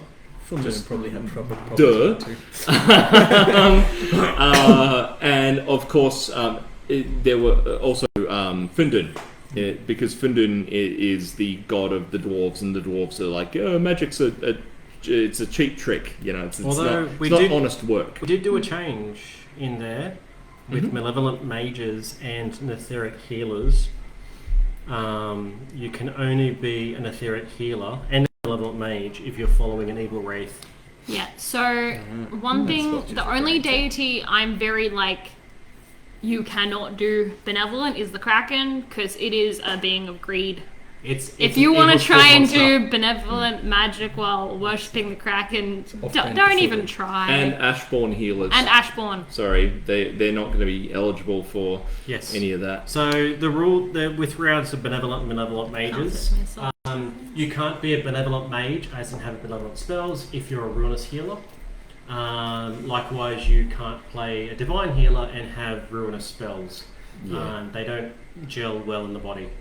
And as far as the options, we do apologise for folks who cannot be completely everything that they want to be, but as far as that goes, part of the design of the setting is that you make a choice and then it excludes you from other choices on purpose, because it makes you... I don't know, it's like playing a game on God mode, when you've got everything and every gun and all the hit points and nothing can touch you, then... any choice doesn't seem to matter, but choosing, I worship this entity, I cannot use these spells, or vice versa, I use these spells, I cannot turn to this entity. It's, I don't know, we feel that it makes it more impactful, and it might be limiting, sure, but conflict is the essence of storytelling, and a lot of what our rules design comes down to is this going to make people conflict with others or themselves, or is this just going to be, just an easy ride? And an easy ride is not really worth riding. Part of the purpose of the game design as well is that you can't do everything on your own. You have to go and interact with other people. Yeah. So one person can't be a super buff warrior that casts spells and heals everybody and casts lightning bolts out of their nose. It's just... you need a adventuring party together with an eclectic group of skills and an eclectic group of people to be able to achieve everything that you want to achieve. So you can take up one role in that adventuring party. If you multi-class, you can do lots of things, but not as good as people who have followed one particular path. So there's a lot of variety that you can kind of blend into, but don't approach the game with the intention of trying to make yourself able to do absolutely everything, because you will get frustrated. Yeah. If there's any questions about that for people who are looking at the new rules and going, oh, my options that I had were a little weird now, contact us. We're happy to talk you through it. There's very little that we can't brainstorm together. We've had a lot of situations where players have gone, God, I really want to do this, and it doesn't look like I can do this, and usually we're like, 2 minutes later, yeah, you can do this. The other thing is, I have a spell in my head that my patron doesn't like. Sounds like a really awesome roleplay interaction for you to have in game. Yeah. Oh, and also what Nathan was just talking about wanting to interact with more people. There was a question further up in the chat about why spells like Aegis or Aegis. Aegis. It's an ancient Greek word. It means shield. I don't know. Basically, I've been saying Aegis or Aegis my entire life. It's Aegis. Whatever you want to call it. It's going to be super weird, and it doesn't. Oh no, they do have to call it when they. Yes. Oh my god. And you should all call Aegis. No, you shouldn't. Don't listen. Aegis. Don't Aegis. listen to Becky. Aegis is good. So basically, as far as Aegis, and even like healing and zombify and whatnot, like bind, spells that don't affect you, the person, like you can't cast it on yourself, it's because, as far as like way back, like early editions of the game, Tier 3 healers could in fact heal themselves once an encounter, and it made combat encounters go on for like an hour. And it was really frustrating, and it's why we've had some suggestions of Tier 3 warriors able to have a second wind where they can like revive themselves, and honestly, no. Sorry. It's just that we have seen it ruin people's day. You want Hodge getting up again? No. But we have seen it really ruin people's experience. As much as it looks good, and so with spells like Aegis, like anything that is meant to be like, I'm not doing this for myself, again, the point is spread it around, put it to other people, and that way if you want to benefit from Aegis, you make yourself a friend who has Aegis. I have literally seen so many people in the past just with like making a circle of hands on each other's shoulders and both just doing a healing chant at the same time. Just works both ways. Yeah, I mean that's still technically legal if you can pull it off. It's legal. It means that neither of you are defending yourself at the time that you're doing it. So yeah. Alrighty. So, all right. Next bit. First change. Dispel. Dispel. Alright, so Dispel, basically we have noticed that there are quite a few moments where, because Dispel is not, because it doesn't, expend That's and then an exact it's gone. replica of what happens. Yeah, we've had a lot of people cast something like Bind or Zombify, spells that basically create... Charm. Yeah, Charm is a huge one. Where it basically commands someone to do something for you. And we've seen particular camps, but also just in general, people who come into the camp will instantly just get a little white tag and they'll just go, yep, Dispel. And so it makes the spells that are being used against them almost pointless and a huge waste of the expenditure of the spell energy. So what we've done is we've said that, okay, if you're not directly in a combat encounter, meaning if you are not, like, if people have not actively taken damage and you're now fighting, then Dispel is now a, I believe, 20 word chant. It's a 20-word touch spell. So it is still a ranged spell in combat. As soon as someone goes like, oh, I'm hurt, then bam, like throw spell tags like crazy. But if you're not in a combat encounter, and Dispel itself, because of the way it works, does not actually create a combat encounter, so you can't just go Dispel, lol. If you're not in a combat encounter, it has to be a 20-word touch spell, and this gives people who are affected by things like Bind a little bit of an extra leeway of like, oh, dude, like, oh, you're 5 words in, like, I'm clearly not bound, why are you wasting your time? And then if they really press it and like, oh yeah, no, I'm going to continue with this chant, then it gives people a chance to flee. It also will hopefully dissuade people from having to do it, like to every single person walking into their camp. Because whilst we get the meta of doing that, it does also sort of stop you from being involved in interesting roleplay scenarios. I mean, what's more interesting? A person walks into your camp who is bound, and you just go, "Huh, you're not bound." They go, "Oh, thanks." The scene continues. Or a person walks into your camp, you go, "Okay, so how's your day been?" Blah, blah, blah. Everything continues. And then like 2 hours later, you realize, "Hey, that relic's gone. What's going on? Hey, where's that person?" Like, it gives you more to then, like, oh, we need to get the thing back. We need to... You get what I mean. And so the way that change kind of works is that if you want to dispel every single person that walks into your camp, you can commit to doing a 20-word chant on every single one of those people. If there's 10 people in your camp, that's 200 words out of your day that you're going to be doing every single time those people come into your camp. So use dispel like a scalpel rather than a sword. Yes. Because the thing is, if a player has taken bind or charm as one of their spells, they can only use that maybe 2-3 times a day. If they're lucky. Yeah, I mean, if you build your character just to do that, you can get up to 5 or 6 times. But that's still only 5 or 6 castings in an entire day, and that takes up most of your character. And so if they have done that, and they bind somebody, and they've done a good job, and they've done it secretly, and the person is role-playing it properly, because a lot of people don't role-play bind properly, which then makes it not worth doing. But if somebody is role-playing it properly, and they walk into the camp, they're acting normally, and then somebody just goes, dispel. Just done all of the work that the person has put into it. So if somebody is acting strangely and you think they might be bound or they might be charmed, then sure, go do the chant on them. If you have been bound, your prerogative is to protect that bind. If somebody starts dispelling you and you are bound, your brain should go, "I need to get back to my master. I can't let this person dispel me." That's the way that bind should work. You are a mental slave to that person, and you should try and protect that spell as best as possible.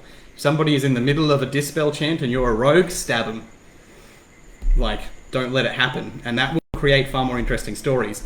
But the other really interesting thing with the way that dispel has changed now is, and it's also a rule that I think we really need to cover, is that if you're doing the 20-word dispel chant, then sure, you can pick which spell effect you're dispelling, because you're actually taking the time to concentrate on it. If you're going to try and undo a bind or a charm, you can pick the effect if you are doing the chant.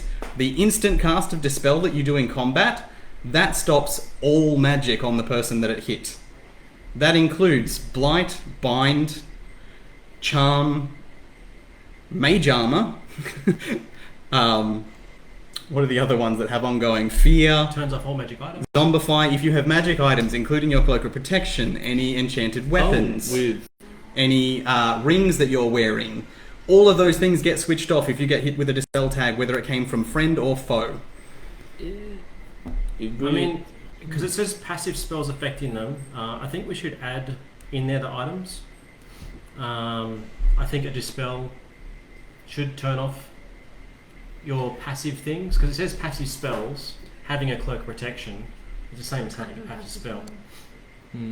Let's take that as a side conversation. We're going to have That a is meeting about how, I mean, all passive spells, that includes your mage armor. Yeah, because Yes. I know we brought that up very briefly during the retreat, and it sort of tapered off a little bit, and I think that largely what's been written down was just purely what was decided. Yep. But let's The other talk point about for that this one spell separately. is always been in the rules, but it's never really been advertised. It's always been in the monster side of the rules, not in the player side.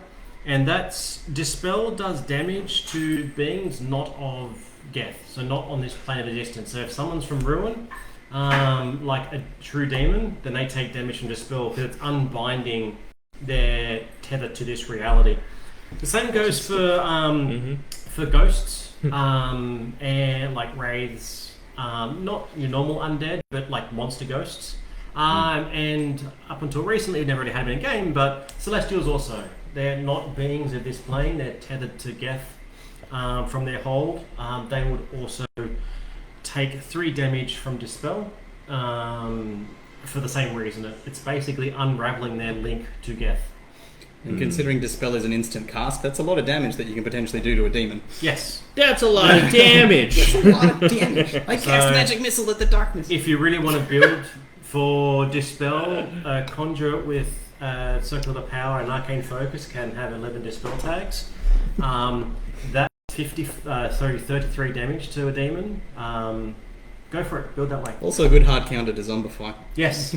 Yeah, let me tell you, if you want to do a flat monster hunter, tier 2 warrior, tier 1 mage, take fucking Dispel and a Circle of Power, and then take just like True Silver Weapon, and then you will have to pick between the Desecrated Weapon and the... Is it... We'll get to that. Holy Weapon? Yeah. Blessed. Something? Blessed Weapon, yeah. Sacred Weapon. Sacred Weapon, yeah. So, like, you can be dishing out, like, 15 damage to a monster in, like, a second. If you really want to go full Witcher.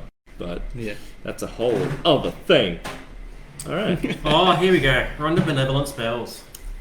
Also one little thing with Deflect, because I think we Deflect? jumped that one. Yes. Deflect, just basically we just mentioned that on top of blocking spell tags, it also blocks spell-based effects. So if you've got like a frost weapon and you're going like freeze, then you can actually deflect that with your weapon or your shield. Because Just having an enchanted Dispel. weapon essentially turns the blade of your weapon Haven't gone into to a spell deflect yet. tag.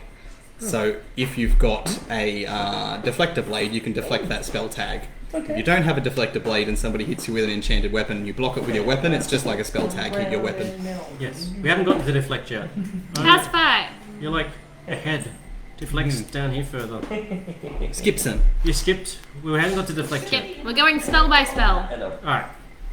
Pacify. Woo! It's a spell. Pacify is one of our new spells. Much like the Pacify effect, this is... What are you doing? You found a stick. Found a stick on the ground and now I'm gonna use it all. How does Dispel interact with Deflect if you deflect it? Lightning says that when it's blocked, it does 3 damage. Let me answer that first question. If you deflect a Dispel, it's deflected. It doesn't work. If it hits you and you didn't deflect it, then you're dispelled, and your deflect no longer works for that encounter. That's how that interaction works. So, if you deflect the spell either with a weapon or with your hand, or you catch it and throw it back at someone if you're good enough. Excuse you. What are you doing? I'm being attacked. Stop. More. It's my favourite little shifter. So if you're dispelled, your deflect no longer works for that rest of the encounter, but if you actually deflect it away, it doesn't have any effect on you. The other one, Lightning says that when blocked, it still does 3 damage. Is this default behavior? Does that mean? You can scroll up. I can't read it. Mental applying situations where a spell is blocked with an ability to deflect shield. No, I think it means when it's blocked with a shield or a weapon. Can we ban Addy? I mean, spells that hit weapons still just do the spell effect. Yeah, so spells that hit weapons, like that's still hitting you. Unless you have a deflector blade or deflect, hitting a weapon counts as part of you. And mirrored shields we'll get to later, but they have a slightly different interaction. Yeah, mirrored shield's a bit different. We'll get to lightning in a second. We're getting ahead of ourselves. Okay. Pacify. Yes. So Pacify is a spell. Becky was very excited to see it had a pink spell tag. However, Becky can't have any. None for you. So It's basically, the most heartbreaking thing about these new spells. we've basically had discussed Pacify. It's a ranged spell tag, much like any other spell tag in our game, except it's pink, and it applies Pacify effect. Basically, pacify for 10 seconds, much like the thing. We need more pretty colour spell tags. Well, we have pink. What's wrong with gold? What's wrong with yellow and... Pink's just a better colour. We are running out of colours. We are. We still have a purple spell tag. If I see you with Spell tag. a pink sparkly spell tag, I might give you nice things. Just because I have to. Alright, so we've kind of covered Pacify in the effect, so I won't go over too much. Aegis, Chris. Aegis.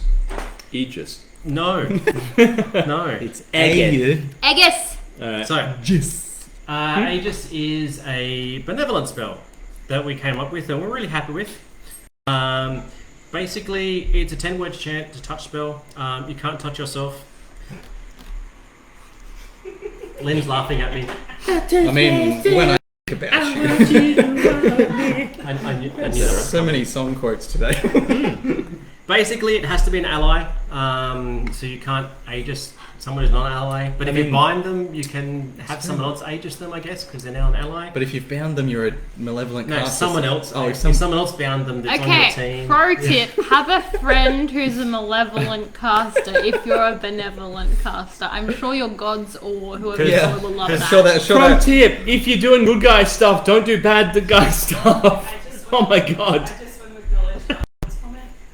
It feels like we should acknowledge Yes, Arnold, you can't touch yourself with magic. Thank you. So basically, basically until the end of. So it's the end of the encounter. Do we mean for that to be done in combat? I suppose it technically means till the end of the next combat encounter you have. Did we mean that, or did we say to the end of the combat? Yeah, it's a little bit like the same way that mage armor works, in that in the opening stages of like, oh, a combat's brewing, if you're about to join, you can go, okay, blah blah blah blah blah, I give you my hit points, blah blah blah blah blah, I give you my 1 damage per attack, and then you continue there. Yeah. So should we put until the end of the next encounter? It's a finicky thing, and it's one of those Q&A things. Yeah. But really, it's if you're about to jump into a combat that's right next to you, you can start casting, and then that's the intent in any. So basically, then as soon as you your target of Aegis, then only takes 1 damage from basically any source. So whether it's mundane or magical, they just take 1 damage. So if you get hit by a 2-hander, 1 damage. Hit by a lightning bolt, 1 damage. It is the ultimate shield. Which is why it's quite limited in its uses. Yes. It might seem pretty powerful, but it's charges 1/2. So Yes. you can build your character around getting a whole bunch of Aegis, but you're not benefiting from it. All those eggs. And they're only single cast things. Yes. So basically, you could build it. You could get up to 7 charges of Aegis if. Oh no, more than that. 7? Really? Yeah. Have a dozen eggs. 5. Sorry, you could get up to 5 charges of Aegis. If you build it that way. Almost half a dozen. So, because I can math correctly. So you could get 5 charges of Aegis if you wanted to build that way. But it's almost half a carton of eggs, Addy. And be like the buff character if you wanted to. But it sort of opens up that archetype, I guess you will, if people wanted to play that route. What if you're a benevolent caster and I was a malevolent caster and we were casting spells on the sidelines? No. You might explode because you're too close. We'll see. So yes, Aegis is a great buff tool, but again, this buff, the new buffs we're adding, does increase the value of Dispel. So, because hitting people in combat with a Dispel will turn off the Aegis effect. So, Dispel is, I guess, more valuable these days. Oh yeah, Dispel has always been incredibly valuable, but with all the spells that are now like a blanket effect that just sits on you for an encounter, being able to just go Dispel and just go, yeah, all your mage armor's gone, your Aegis is gone, your Hallow is gone, like, your Zombify is gone, all that kind of stuff is just like, instant delete magic. So, yeah. So you got to be got to be aware of that when you're getting hit with Dispel. You have to know which spells you have on you and adjust yourself accordingly. Yeah. So I'm going to jump over Bind for a second to Hallow just to get rid of all the benevolent spells. Cool. Also, I'm going to instantly ban Michael Williams for, for a chicken-themed Life Elementary Conduit Mage who only cast Aegis. I love it. I love it. No, I don't. That's my favourite character concept. I I've hate heard you, Michael. In years. Thank you. You're my new nemesis. You've contributed to society, to our community. You've contributed to Sam's Book of Grudges, and I have to be the champion of this goddamn book with my dated references. You have to have an egg basket. If you play this character, I will give you nice things. And your spell tags are eggs. I will reward all egg-related characters. This makes me hurt inside. Yes. So Hallow, our last benevolent spell, is another touch spell. Again, you cannot touch your spell. It has to be an ally as well again, but basically they ignore the next malevolent spell cast on them. Not in that encounter, just whenever. For that day. For that whole day. It doesn't have a time limit. Just the day. We also the day's end. Did a slight change as far as like a segue goes to we changed a lot of until like games end to until days end in the core rules to make sure that we don't need to add like additional such and such works for a day or a weekend for like our weekenders. So that's all. So it works until day's end or until you're hit by a malevolent spell. Great counter to bind. But you might get hit by a blight or a fear on the way, and that ruins your bind protection. It's a lucky dip. It's a lucky dip, but it does protect you. Just to anticipate questions in the future, it's the next one, not the next one per combat. Yeah. So whatever you get, whatever malevolent skill you get hit with next, that one's cancelled, and then this spell is cancelled. Yep. Cancel culture. Then you're back to being squishy. What's that note about this going up in charges? So Hallow, because it is so random, you get a few more charges than you might expect. It starts at 1/2, but you multiply that by your mage tiers. So a tier 3, learned mage would have 3 charges to use in a day, and tier 3 conduits get 6 charges. So you could, and it only does affect one person. Again, you can't hallow yourself, but you can hallow your party members if they're going into a fight. Yes, I know maths is hard. Sorry. Yeah. So if you're a tier 3 conduit, you'll get 6. If you then have a mage circlet, you'll get 12. Yeah. If you can get 13 charges of this if you're a conduit, a tier 3 conduit with hallow, a circlet of power, and an arcane focus. Hallow, HALLOW. Hello. That Hello. is a Hello, lot. boys. Hello. Not hello, of hello. charges. So basically, it ignores the next malevolent spell. It lasts for as long as the day's end, or until you get by a spell, or you get dispelled. Yeah. Again, dispel is king. So yeah, basically the concept of the benevolent 3 spells is that we're feeding Lynn. Don't feed the wildlife. The concept of the benevolent spells is that they are an alternative to the now malevolent spells. Yes. But also they won't completely like contradict them, as in like just I cast Hallow, you cannot bind me. It's more like, I think I'm going into a situation where I'm going to be hit by Zombify, Fear, Bind, Blight, or Drain Life. I really don't want to give my evil enemies any ammunition. Can you please bless me? And the good guy mage can go, done. It's great for if you're Done, walking into fam. shadow I have not even thought about that as an option. Like, you go and drain life on somebody and they just go, I've got Hallow. No. And it's just like, oh, I just did that chant for nothing and now I have to restart my chant. But also I've just sucked your Hallow out of you, so... Just imagine, you walk into Shadow, they bind you, they think they've bound you, but they haven't because Hallow. And now you can... Now they don't know that the It's true, you don't have to tell them. They don't know. Only if it's like Drain Life or something where you're not... But I've seen everything. Obviously, if they'll know pretty quickly if you hit them with the fear and nothing happens, or you drain life.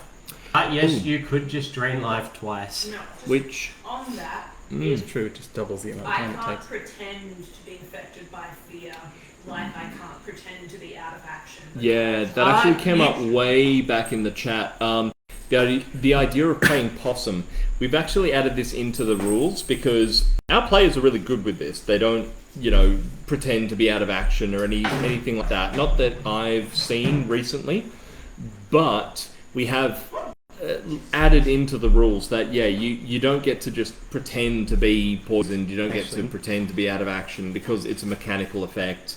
And the same thing goes for spells. If you're, someone tries to bind you and they say go do a thing, like there's really nothing to say that you have to act bound, because acting bound just means acting loyal, but like acting feared, you probably shouldn't act. Mel has actually brought up a very good point that I think kind of will counteract all of this. Indeed. Technically, if you're taken out of action and bound, it is the spell that gets you back up and in action again. So if you don't get affected by the spell, you don't get brought back into action. Yep. Rip. So you technically cannot pretend to be bound because you will remain out of action. Yep, that's true. Just still wear Speller. And that is a big part of why we actually changed bind as well. Yes. So, and we're going to go back to bind now because I skipped over it off the benevolent But spells. thanks very much for that pickup. So basically, as far as playing possum, try not to. Okay, as far as bind goes, bind is a little bit nebulous. If someone says you're bound, you go, "Oh, cool, man." Technically, you have I to be feel out of like that action to makes do a it, lot of so- sense. So you have to be out of action to bind. But as far as something Except like in fear red. that says you have to do this immediately, I think ignore that. So if someone goes fear and you go, "Ah!" That's a little cheesy. But if someone goes fear and you go, Technically, if you pretend to be feared, you just did what the fear does to you anyway. Yeah, you've run away from combat, it's which true. is what... It's kind of all To be based. honest, there's not a lot, except maybe pretending that you've been affected by... even then... if someone... Obviously, if you get hit by a blight, they're going to assume you're affected by blight. Yeah. But if it doesn't affect you through a Hallow, you don't have to help the fact that you're not affected. It's probably worth from a... Whoa! Dog You nearly right? destroyed a computer. It's probably worth from a game mechanics perspective, if you get hit by a malevolent spell and you've got Hallow, just hold up a hand and just say Hallow. Just so that if... Because what I can imagine happening is if somebody hits you with a blight and then you come at them and just swing your sword at them 12 times, they're going to go, "Didn't you just take 12 points of damage? What's going on?" And they'll have to stop the combat to find out why you're cheating. Yes. See, though, as far as that goes, with something like Hallow, if someone is trying to benefit from Hallow to avoid doing a thing, if someone's got 3 different uses of bind, and someone... And I'm sorry, I'm not trying to contradict anything that's been said, but as far as again, we're figuring this out as we go. But as far as someone's got 3 uses of bind, you've got Hallow, they use 1 on you, and you say Hallow, they might just use the other 2 on you. I think that we should probably just make a caveat to the rule that once you you can't rebind somebody more than once in a likewise, situation. That's fair. You got a temporary meter, much like drain life. If you drain life, because there's no charges to drain life, you can basically Hallow blocks it, and you can just drain life again. Same with Zombify. Yeah, Zombify, the same thing. It's didn't work. Just do it again. I think there should be... No you can only use that particular spell on a downed person once in that encounter. If they get up and they're downed again, sure, you can use it again, but if they're still downed, you can't go back and try and Zombify them. Yeah. I think we're going to have to... And this is one of the things with introducing new spells, playtests and player questions are going to make us have to rethink the way that works. But I do think that it'll save us a lot of questions if you just notify somebody that you have Hallow and their spell didn't work. And I think that it would work best in order so that people aren't getting screwed over on Hallow, that if you are a malevolent mage and somebody has just blocked your ability with their Hallow, just move on to somebody else. Don't keep doing it on that person. Does Hallow stack? No. You can't hit someone with Hallow again to have like 8 stacks of Hallow. That would just be stupid. Or not stupid, but a bit broken. It's not in the spirit of the spell. Yeah, there's very few things in our game that do actually stack as far as like spell effects go. So, on to Bind. Bind! So Bind's one of those spells that's really powerful. It changes every rule set. And changes a lot. So, as people work out what the meta is and break it. Gets broken and then fixed and then broken. Oh, I can have a slave? Fixed. Cool. How can I abuse them? So, the thing with Bind that we've added, that basically you can't use it on a friendly target now. It has to be on an enemy. So you can't use Bind as a cheap way to get your friends up on full hit points. You have to target an enemy. And for what we consider enemy in these circumstances, because people in Shadow have raised this before when I've told them this, even if you hate the people in your faction, you're still friendly targets. Basically, friendly is anyone that's in your camp or allied with your camp. So for that combat, if you're allied with someone from outside your camp, they're considered a friendly target until that combat's over. Just for the use of that spell. If there's going to be some really weird niche situations, but if someone is bound, they're considered a friendly target. So if they're bound by someone else in that combat that you're a part of, technically you could then Hallow them. And then other like uses of fear and stuff wouldn't work on them, but it's such a weird niche case though that it'd be rare that it would happen. This is the problem with live action role playing, in that we can't have an 800-page rule book. We could, we don't want to. Yeah, no one would read it. We have dreams. And because it's all like live action, it's basically improv acting. A lot of it is just the give and take of the scene. So really just when you get to a point where with the new editions you go, okay, I have no idea what's happening here. The best thing to do is just call a hold, talk to the players around, say, I think this would happen, but I don't want to like ruin anyone's fun. And most people will just go, oh yeah, that makes sense. Like, let's just do that. 3, 2, 1, play on. And if you're really stuck, call a nearby arbiter, and they will come over and go, you know, oh yeah, in the spirit of the game, let's do this, roll with that. And then if, you know, eventually you'll end up at the admin level of like, okay, we're going to come over and arbitrate what's going on. But basically it just boils down to what's going to tell the best story. And when it comes to things like spells with charges, a person expends their energy to do a thing. It's always better to have the thing happen, because otherwise they've expended energy and nothing happens, no story, you know? So basically when it comes down to things where you're like, okay, what spell trumps this? Just go, okay, what's going to be the most fun for the person who actually did the last effect? And then just roll with that. You know. That was the intended use for Bind, was to use on enemies, not as your friends as a cheap heal. So, yes. Takes away from healers themselves too, you know, as far as their usefulness. A very expensive heal. Yes, So considering the don't. charges. Yeah. Just, it's a waste of Bind. My one heal for today is gone. It can also be pretty OP because you can get up to 5 or 6 binds if you build your character that way. And you could have an entire army full of characters that have 5 or 6 binds, and that just means that they can get each other up 5 or 6 times instantly, and they don't even have any healers. Like, that's OP. Another thing is, again, Dispel. Dispel gets rid of a bind, as we've been saying. So Dispel, quite powerful. We need more Dispel people out there. Ned did a great question about bind. Can you use it on friends to make them unfriendly to your other friends, as in, like, setting up a coup? Hell yeah!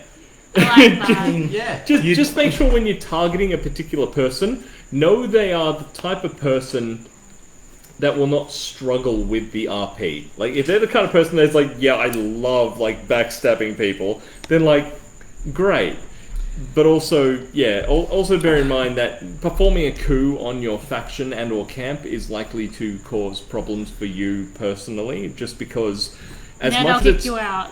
yeah, as much as it's a fictional setting, we do always need to take into account that we are a very diverse, real community of human beings who have all sorts of things. I mean, hell, I've got anxiety. Everyone at this table has something. Like, it's just, you know, when you're performing something that is like, okay, I'm backstabbing my whole friend group, Well, that is it's very hard not to take it personally.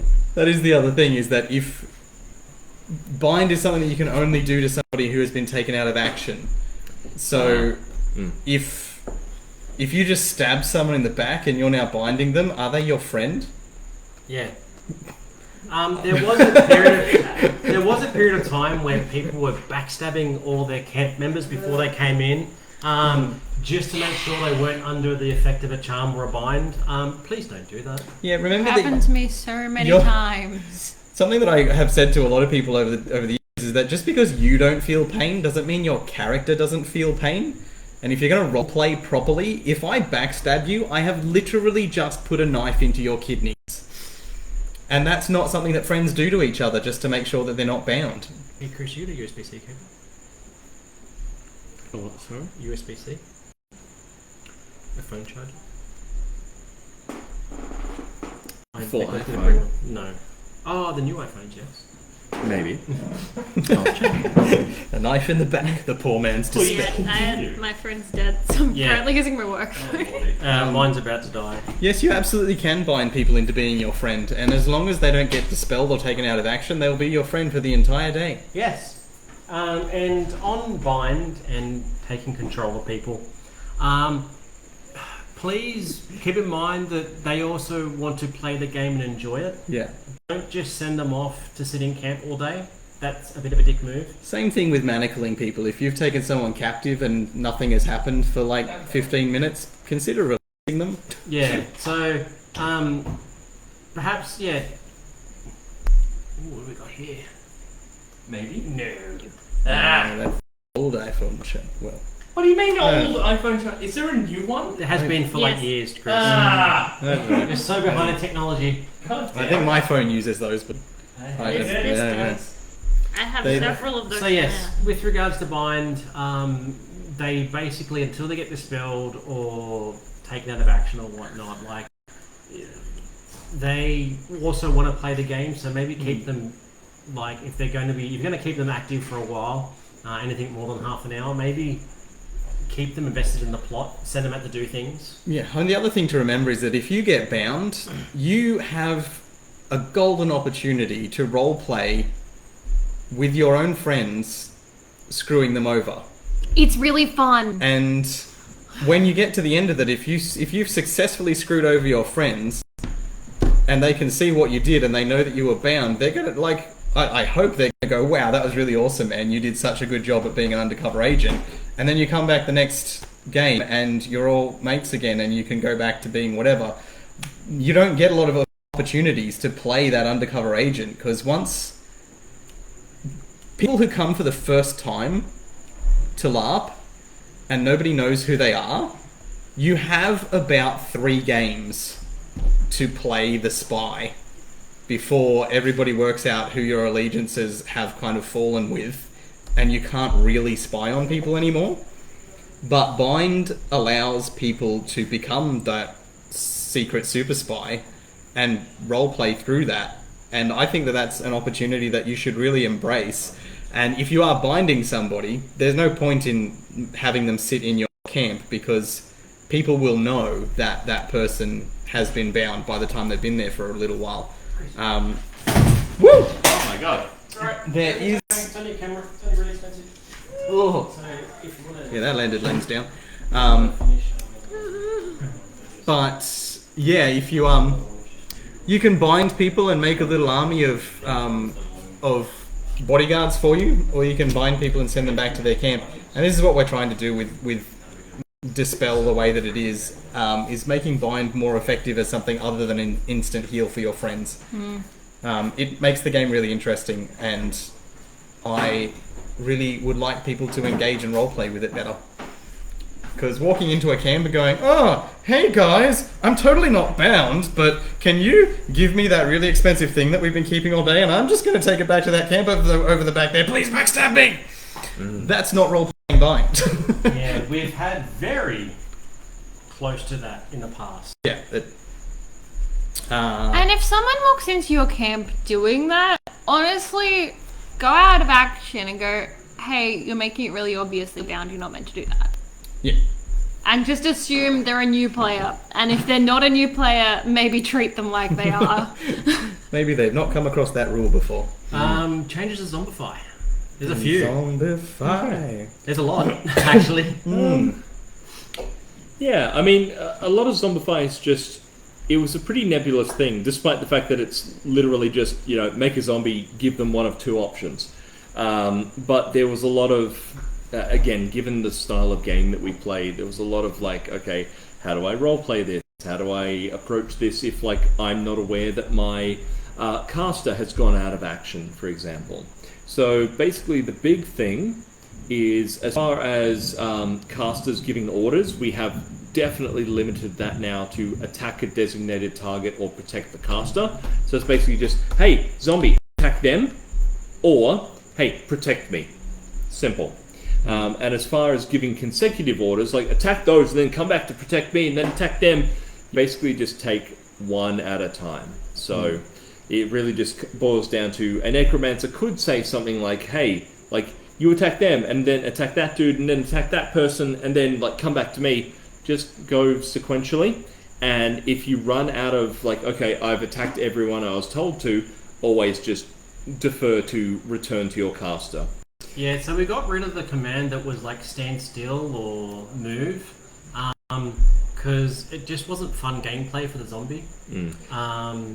So it's just attack or defend, essentially. And so Zombify is something that, we've flip-flopped with it over the years because, again, there's sort of a meta with it, and then there's players not doing it properly was a big thing, and then because players weren't doing it properly, the casters started trying to counter that by getting them to do things that would give them an advantage out of doing the ability.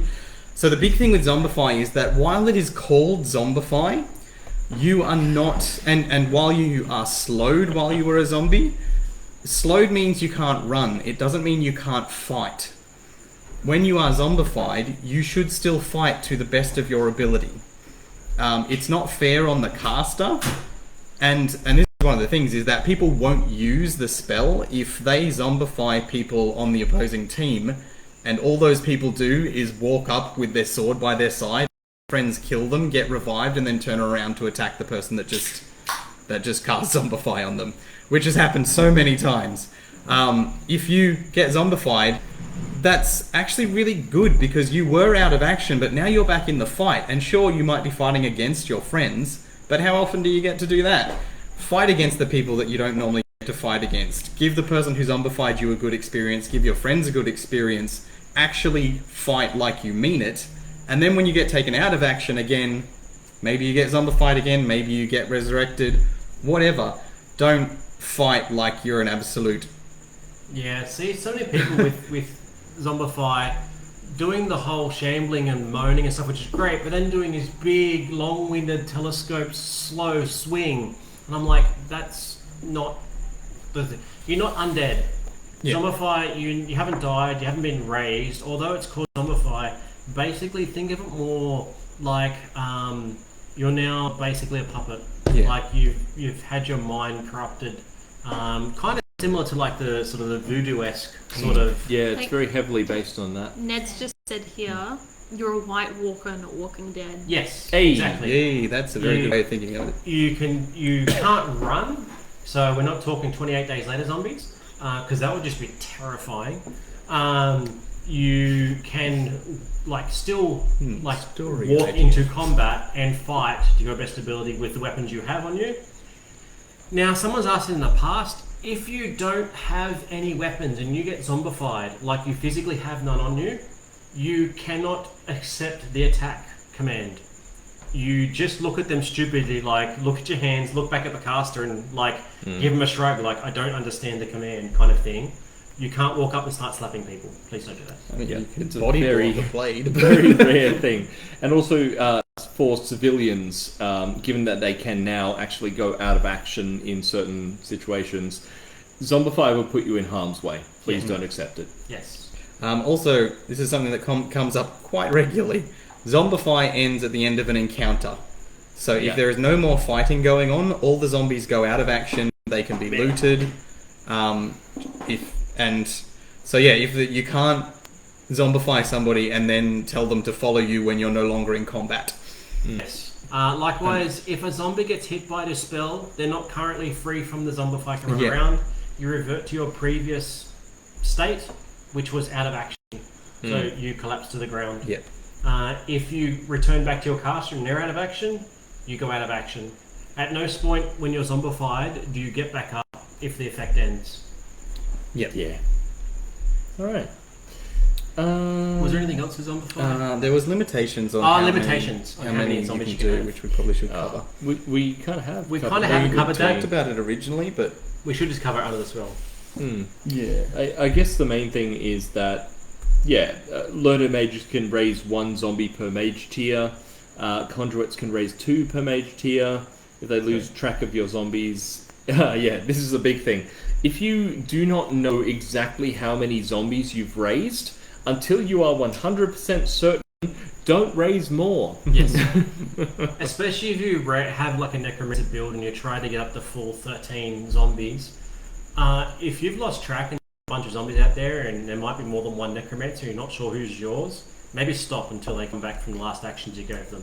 similarly to if you lose track of your hit points are 0. Yep.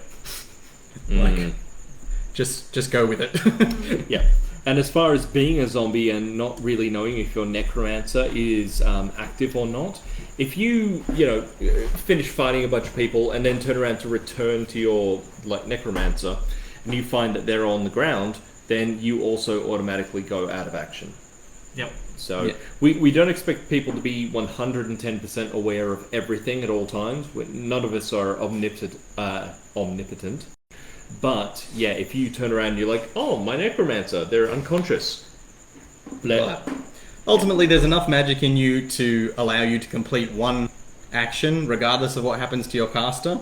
Once that action is complete, you need to return to them to top up your magic to be able to continue functioning as a zombie. With regard to civilians, Leisha, it's probably best not to accept a zombify unless you wanted to walk around your camp in a zombie-like fashion. No, actually, don't wander off to your camp because then you forbid people from being able to loot. But the flopping around on the ground if you want to.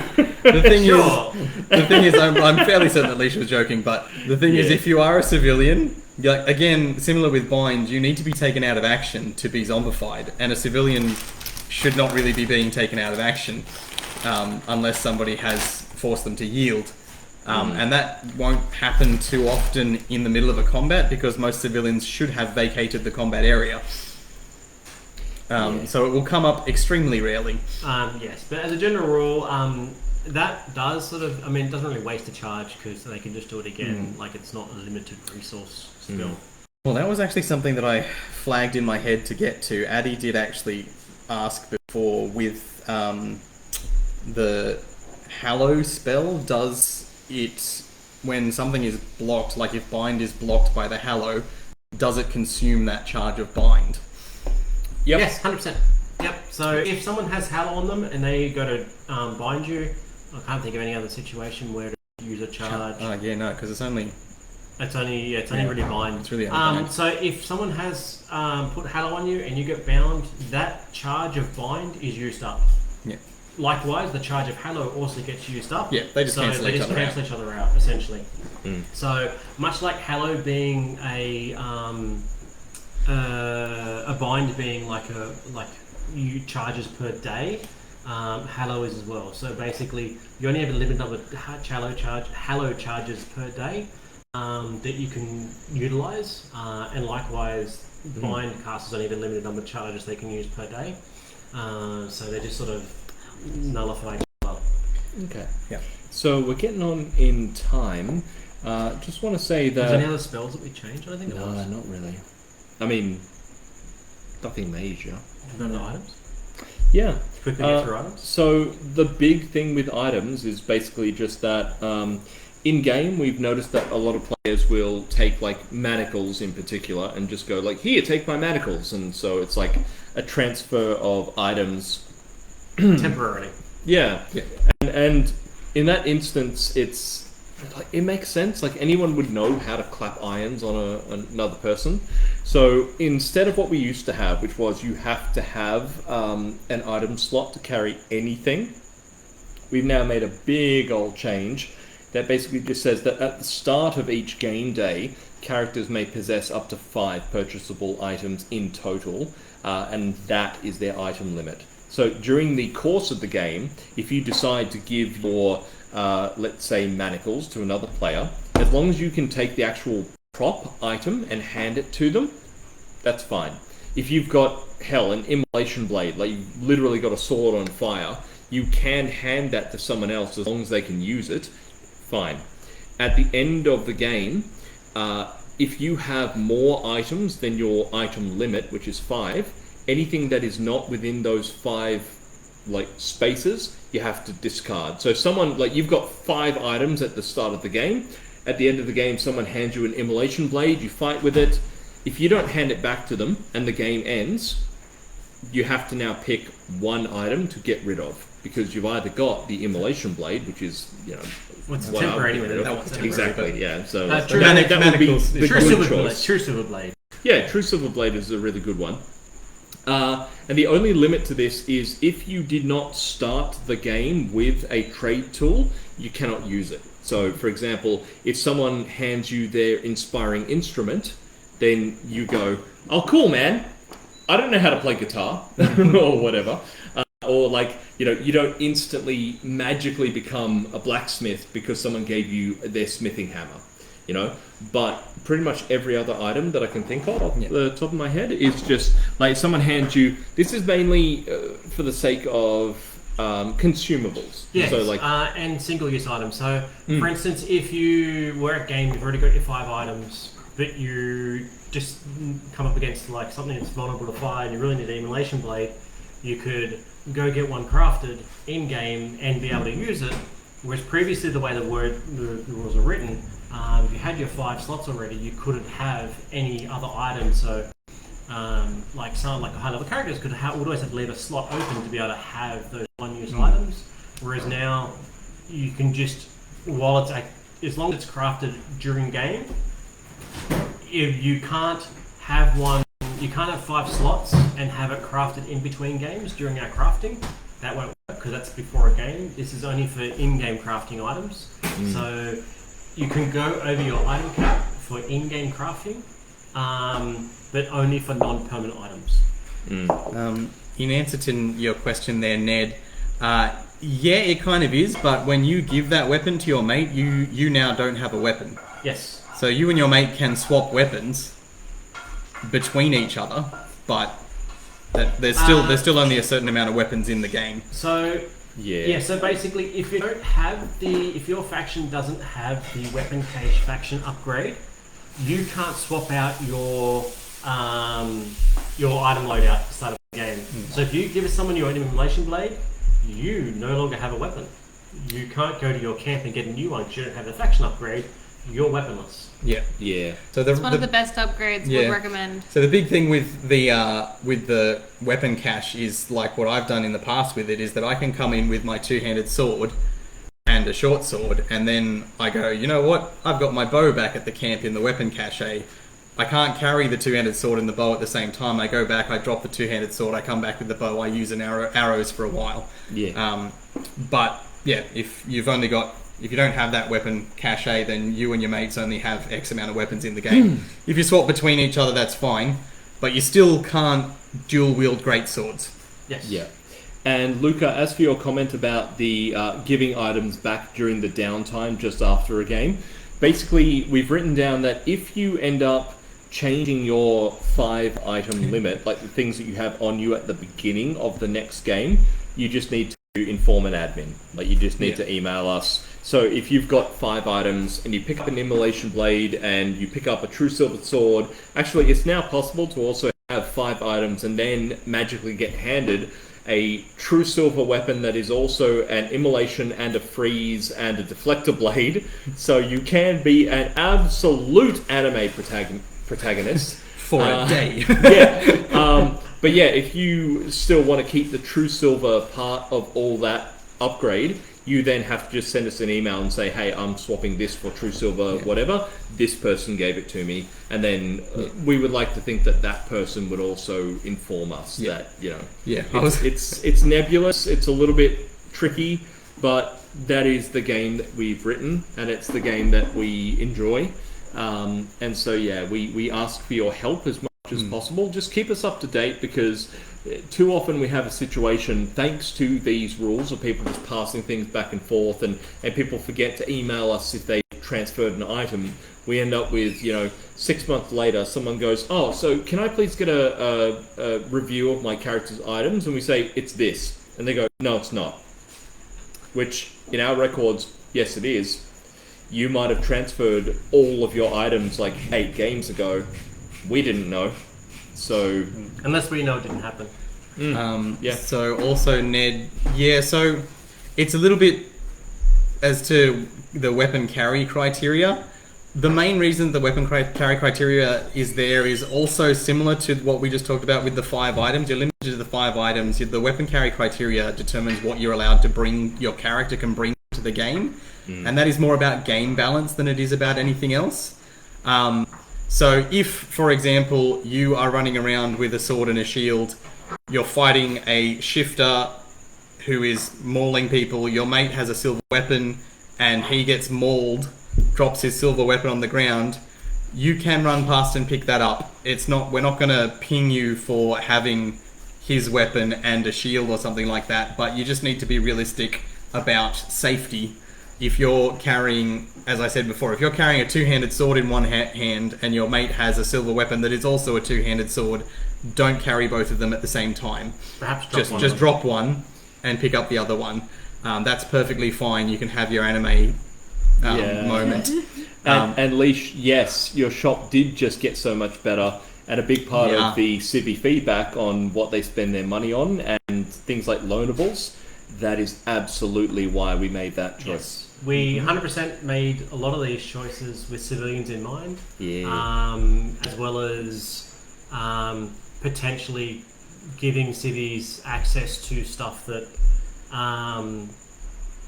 can't be crafted in between games. And it does mean that you can turn up to a game with your 5-item list, go to an in-game crafter and go, right, I've got all these items here, I would like you to craft a poison for me or an antidote or a health potion, and you don't need to sit there and go, wait a minute, how many of these can I carry because of my item list? You can just go, these are consumables, I can have 50 of them if I can fit them on my body. Yeah. But you just can't take them home with you at the end of the day. Yeah, it's very much adventurer crafters can go like, okay, I can make this stuff, but if my friend doesn't have the 5 slots to, like, if their slots are all filled, then I can't craft for them. But then in-game, sky's the limit. Like, you can have your anime package. Oh yeah, all of my loanables, basically, I think tier 2 civilian merchants can now have up to 5. 5 loanables. Yeah, you can combine your loanables into one stupid anime sword. It's a true silvered frostfire deflector blade with blight and... warp armor.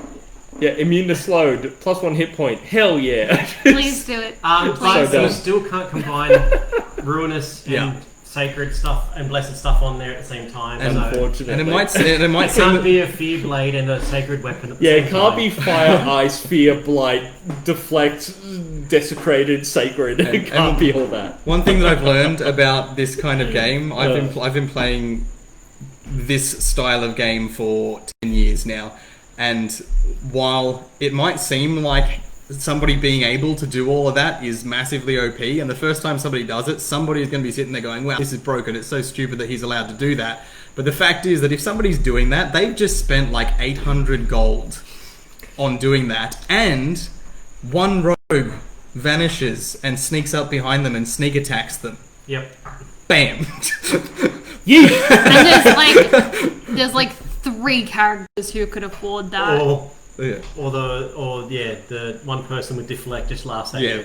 So if that happens, then look at that person and just go, wow, that is awesome. I hope they have a good day. Let's give them a good day because this will not last. Keeping in mind though that you can only Question from Discord. each hit can only be Discord. you can only call one effect. Haven't So if you I've have got 5 one. effects on your sword, Discord. like frost, immolation, and fear, whatever. Each strike you can only call one thing. You can't call frost, freeze, and fear all at the same time. They do have to be subsequent, like hits and strikes. And we're probably going to cover it with. Do we cover it with deflect? I don't know if we did, but you can now deflect with a deflector blade and with this deflect spell. The effects of enchanted weapons. So previously it didn't matter whether they got blocked by a shield or blocked with a parried or whatnot, it still hit you. Whereas now if you have a deflector blade or deflect, you can parry enchanted weapons like fear and they have no effect on you. Again, this might come up if someone thinks you're cheating. Later on, they might pull up and say, hey man, I hit you with X and you didn't take it. It's like deflect. So maybe in the moment, if someone does call frost and you parry, maybe just call deflect at the same time, just to quell that thing of, oh, this person must be cheating, and the complaints later.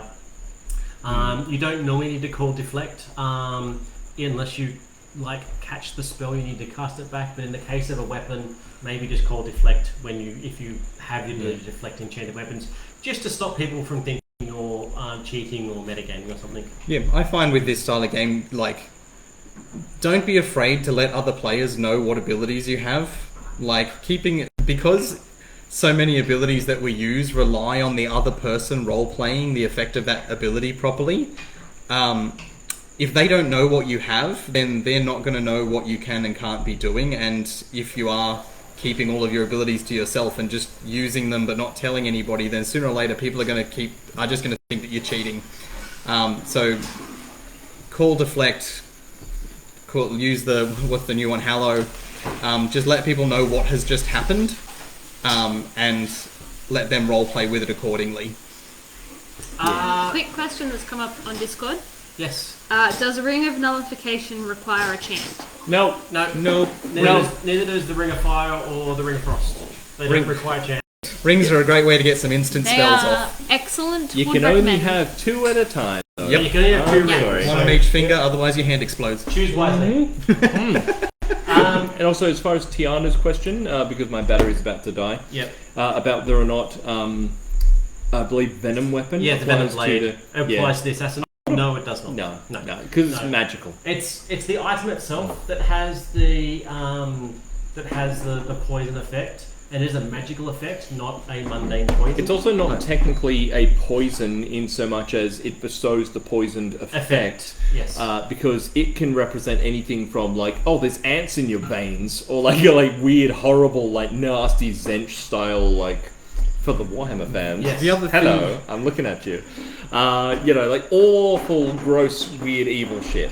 But yeah, poison is just poison. the other thing is, I'm pretty sure it's cheaper to get a poison and put it on your blade than it is to get a venom blade. So Yes. for a tier 3 rogue, it would be, you're better off taking the poison. Venom blade. Oh yeah, another little cool thing.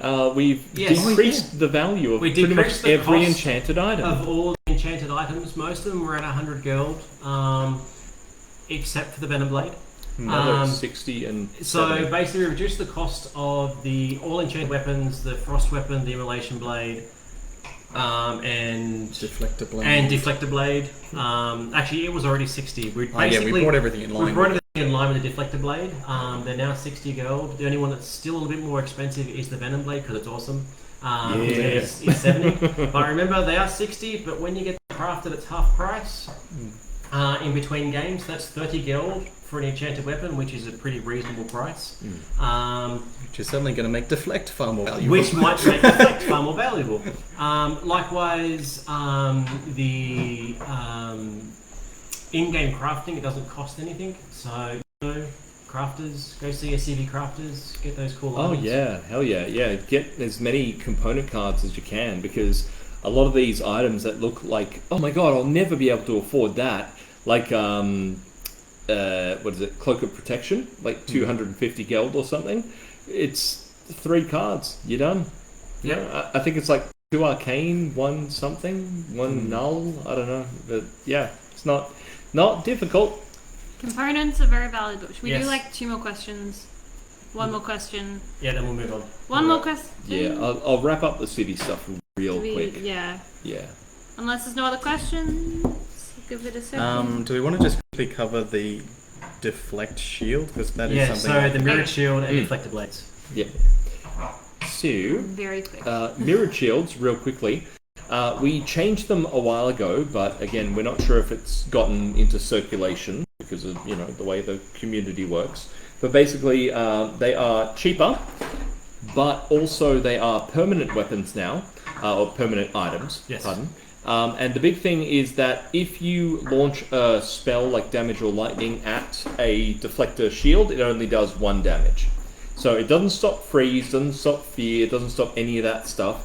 But as far as like damage goes, a deflector shield, the idea is it's got little chips of true silver or whatever in it that like deflect the heat and the electricity, and so you still take the force of the hit, but you don't take all the extra like, Is there oh a my size god, my limit on organs. Sorry? Is there a size limit on those? No.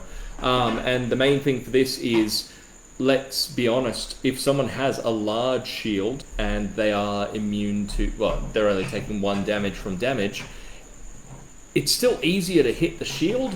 Yes. So yeah, you're basically trading, okay, I've got this huge shield and I'm taking only 1 damage, but I am more likely to take that 1 damage. So, yeah. Can we get a clarification on how ranged projectiles work if they hit a weapon or in general an arrow being going around? Yes. So, you can parry thrown weapons because they don't have a core. So, you can parry a thrown knife. You cannot parry band gun bands, and you cannot parry arrows. If it hits your weapon, take it as it hit you. Even if you didn't mean it, like it just in combat hits you, just take it as though it hit you. Parrying an arrow is how you lose eyes. Yeah, don't parry arrows, and I've seen it happen. I've accidentally shot an arrow at Joel, and he just happened to be moving, and his sword stopped it, and he was as shocked as I was. But it should 100% just take it as though it hit you, and move on. Yeah, your kit is essentially considered to be part of your body for the purposes of spell tags and ranged weapons. Yeah. So if something hits you, even if one of your bags that you're carrying, like your hip flask or something, is hanging out over the edge of your hip, if it gets tagged by a spell, the spell hit you. If it gets tagged by an arrow, the arrow hit you. Just take it as a hit. And this is partially, again, it's that game balance thing for realism. LARP arrows don't move as fast as real arrows. So it would not actually be as easy to dodge if it was a real arrow, but for safety reasons, they're not. I've caught a LARP arrow that at me at training games. Don't do it. Yeah. Don't try to deflect them with your hands. Yeah. Don't try to catch them.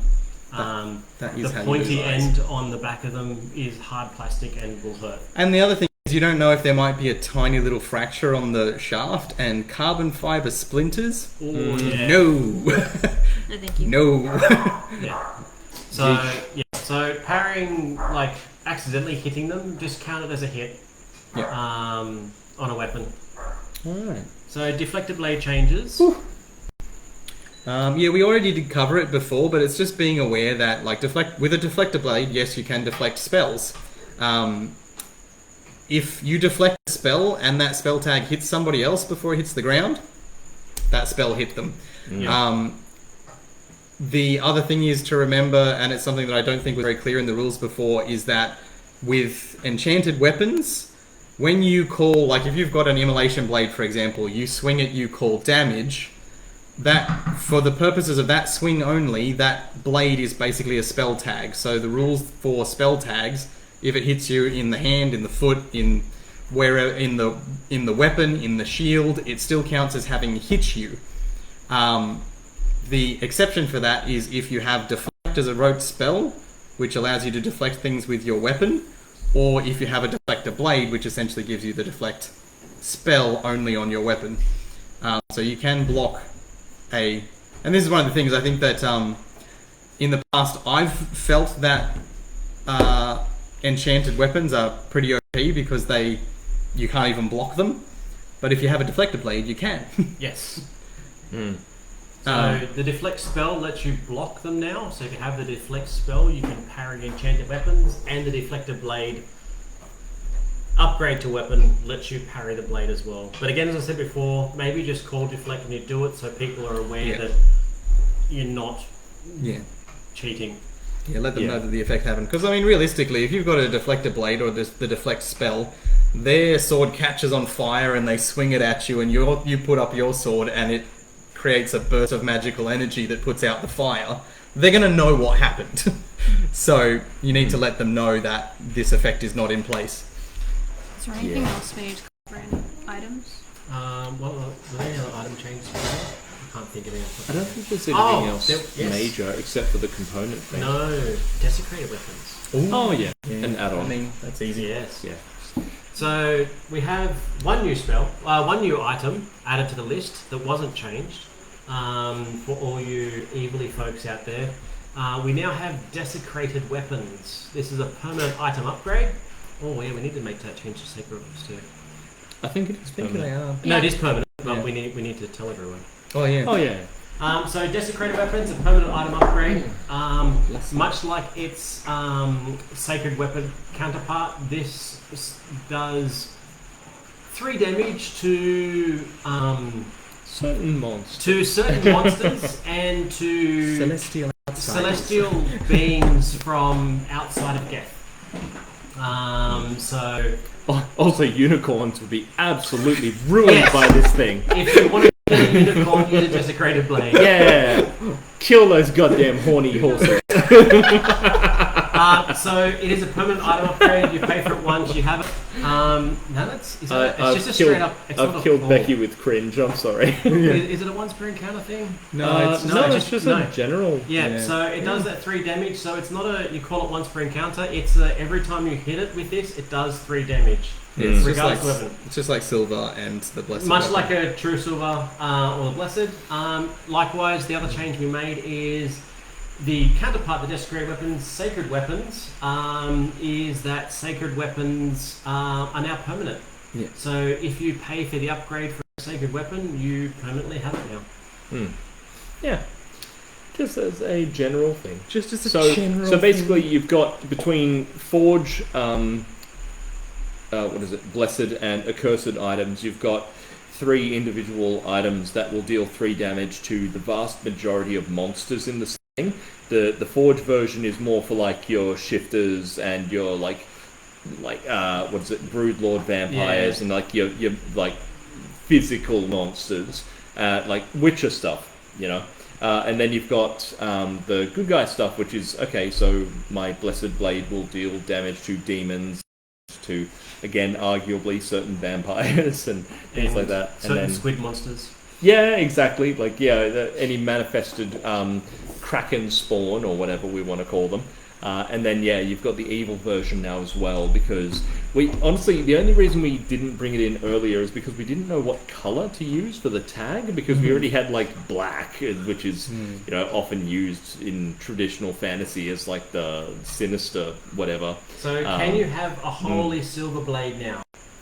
Yes. Yeah. Yes, you can. Hell yeah, you can have a holy silver blade. Yeah. Take up 2 of your item slots. But you can't have any other accursed items on you, because so you can't have like a Ring of Fear or something, because you can't have accursed and blessed items on you. But yes, 100%, you could have a holy silver blade. Unfortunate. Sacred silver blade. That's what Millie was saying before. Technically, you could have a holy silver blade and put an immolation tag on put it immolation and frost and frost. and It would. You can only call one effect at a time. But you but- could 100% do it, and it would. Yeah, we've had a call from Maddie. We call them squidlings. No. Things. No. You want to be a squidling, Becky? No. And yes, you could technically have a permanent holy anvil of throwing, but just bear in mind that throwing weapons are still expended. So if you're going to put your badass 100 geld upgrade on anything, put it on your hammer. I think it's 150. Is it for those? It's whatever it is.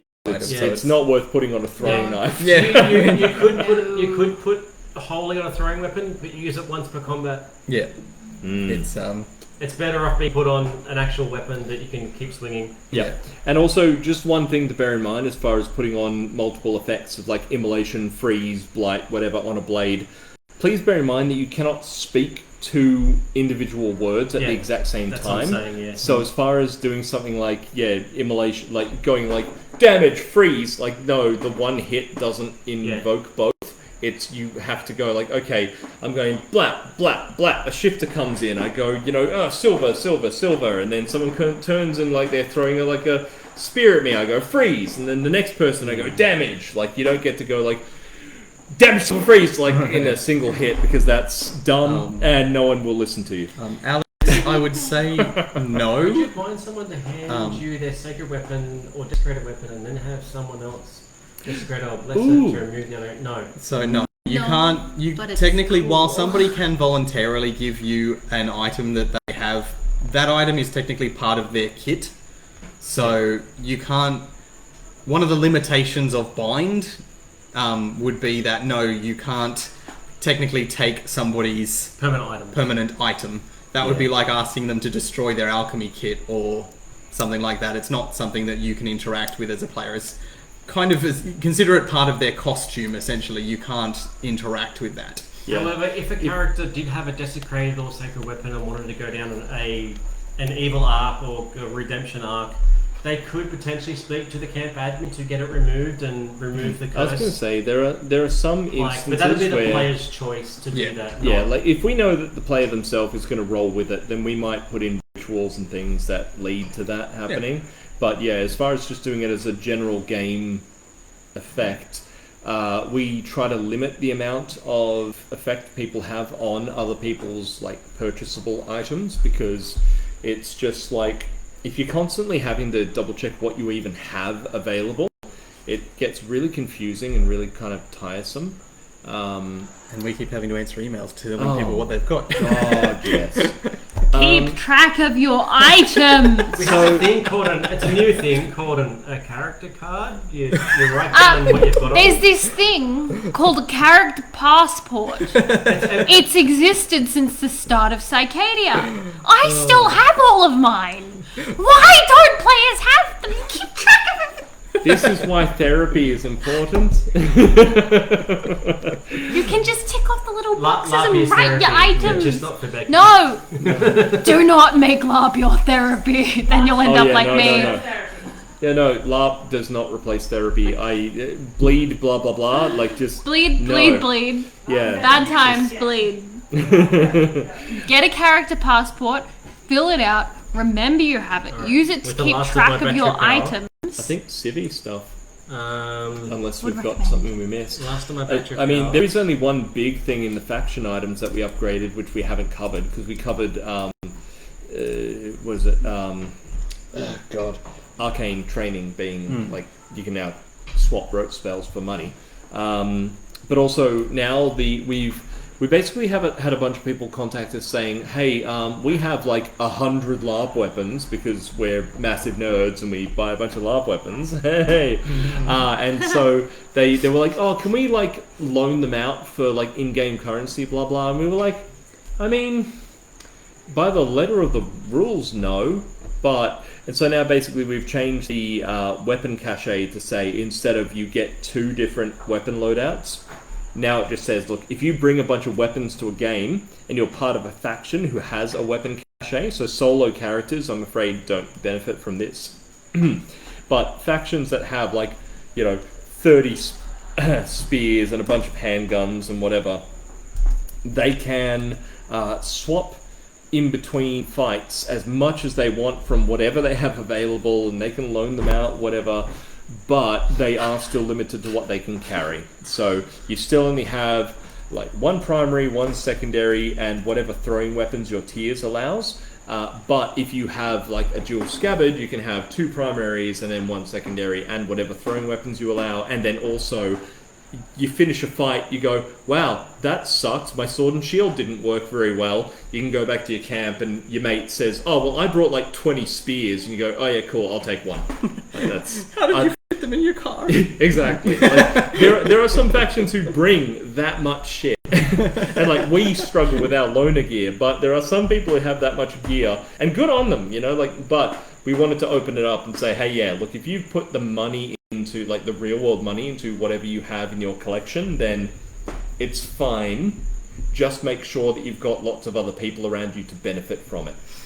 The only other change in items we made was Berserker Brew. Oh yeah, Berserker Brew. So between the Frenzied effect, Frenzy formula, and Death Frenzy, we had a few frenzies in the game. And it was getting a bit confusing. So we renamed the Frenzy formula to Berserker Brew, just so there wouldn't be any confusion. No real change to the item, just by its name, just so there wasn't confusion as to what frenzy you're talking about. Yeah, you can drink it without having to instantly kill everyone you care about. But you can still do that if you really want. You can still do that. Just in fact, do it. Most people that use the Berserker's Brew kind of roleplay that anyway. God bless him. If you feel like murdering your friends, go ahead. Just Fury Lords. Just don't do it at Becky's. Don't do it in my camp, please. Do it in mine, but I reserve the right to arrest you and charge you with like whatever I feel like at the time, because I'm an awful, awful man. If you try and do that in my camp, I might just blink you to the top of the hill, okay? Alright. Link you in the middle of Tavern Town. We are 2 hours and 45 minutes Yeah, in. let's get civvies done. Really So slow. I apologise that we're not covering a lot about civvies, because again, it's not... There's a small community of civilian characters within the game, and basically what they've done is they have completely revolutionised exactly how they want to interact with the game. It's not that they get to interrupt in ways that they couldn't interrupt before, but there are some cool things. So let me just rattle them off as quickly as humanly possible, assuming that's not drama that we need to... Millie's gonna take a phone call. Okay, I'll just leave it at the front. We can... Hey, Oh yeah. Yeah, Okay. civilians. Pink Scarf Gang, yes. Pink Scarf Gang. The best coloured scarf gang. So basically, a big thing about civilians is that we've noticed quite a few will rock up to a game and their pink scarf will either dangle from their belt, like generally behind them, or they might just have a couple of pink little accoutrements on their like outfit. And to be honest, pink is a pretty common colour. The reason we asked for a pink sash/scarf, like very clearly across the torso, is when you see someone with a big pink sash, you go, okay, don't touch. When someone's got their pink thing like just dangling from like their waist, it could just be like, there's a lot of characters that just generally have that. In fact, there's a certain turtle worshipper that comes to mind that is extremely colourful, and so you would look at that character and you would not at all know that they're a civilian. And basically, the big reason that we even have civilian rules is because there are a lot of players who either feel extremely uncomfortable with combat due to anxiety or just like physical issues that they're having. But also, we wanted to include, like, we've had players in the game who have been legally blind. We've had players who have had feeding tubes and wheelchairs, and we've had players who pregnant. Pregnant, couldn't walk, all that kind of stuff. People have just had surgery. Absolutely. And so the reason civilians came about is because of those players, where we wanted them to feel part of the story, but unfortunately we couldn't allow anything that would put them in a position where a weapon would hit them. And that's really where, during the big like brainstorm session we had with the civilians, there were some really cool ideas, but a lot of it boiled down to, okay, so we want to do this, and we were like, well, unfortunately that puts you in a position where you could be hit. And that's, you know, for some civilians who are, for example, people who play a combatant and then they decide, I mean, I still don't mind being hit, but it's not my bag. And they just go, okay, I want to be a civilian. I'm okay with the occasional hit. Unfortunately, that's not the way the civilian rules are structured. It needs to be a hard, no hitting civilians. Yeah, there's a big slash down. Like, unfortunately, we don't want to feel that anyone is not included, but there has to be a really big division between civilians and why they are civilians, and also combatants.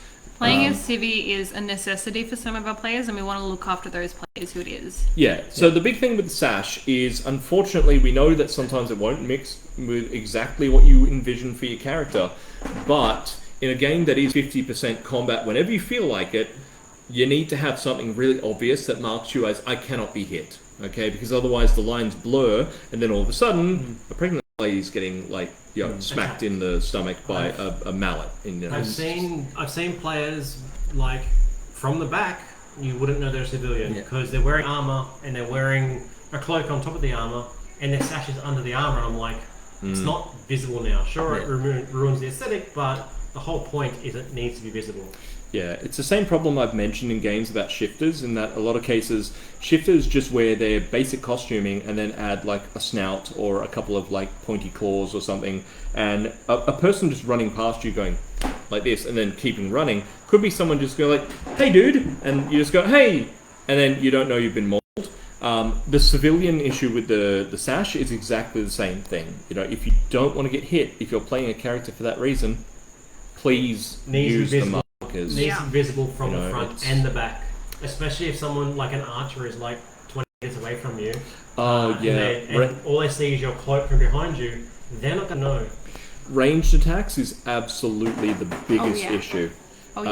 Even though like we've had issues where a civilian has been like in the middle of a combat and they haven't had a single weapon on them, and someone has just suddenly turned and gone, oh, person, whack, and then the civilian has like got off their brain at them, and it's like, yo, you're in the middle of a combat, you've got nothing marking you as a civilian. That person can't be expected in that split second to recognize how unarmed you are.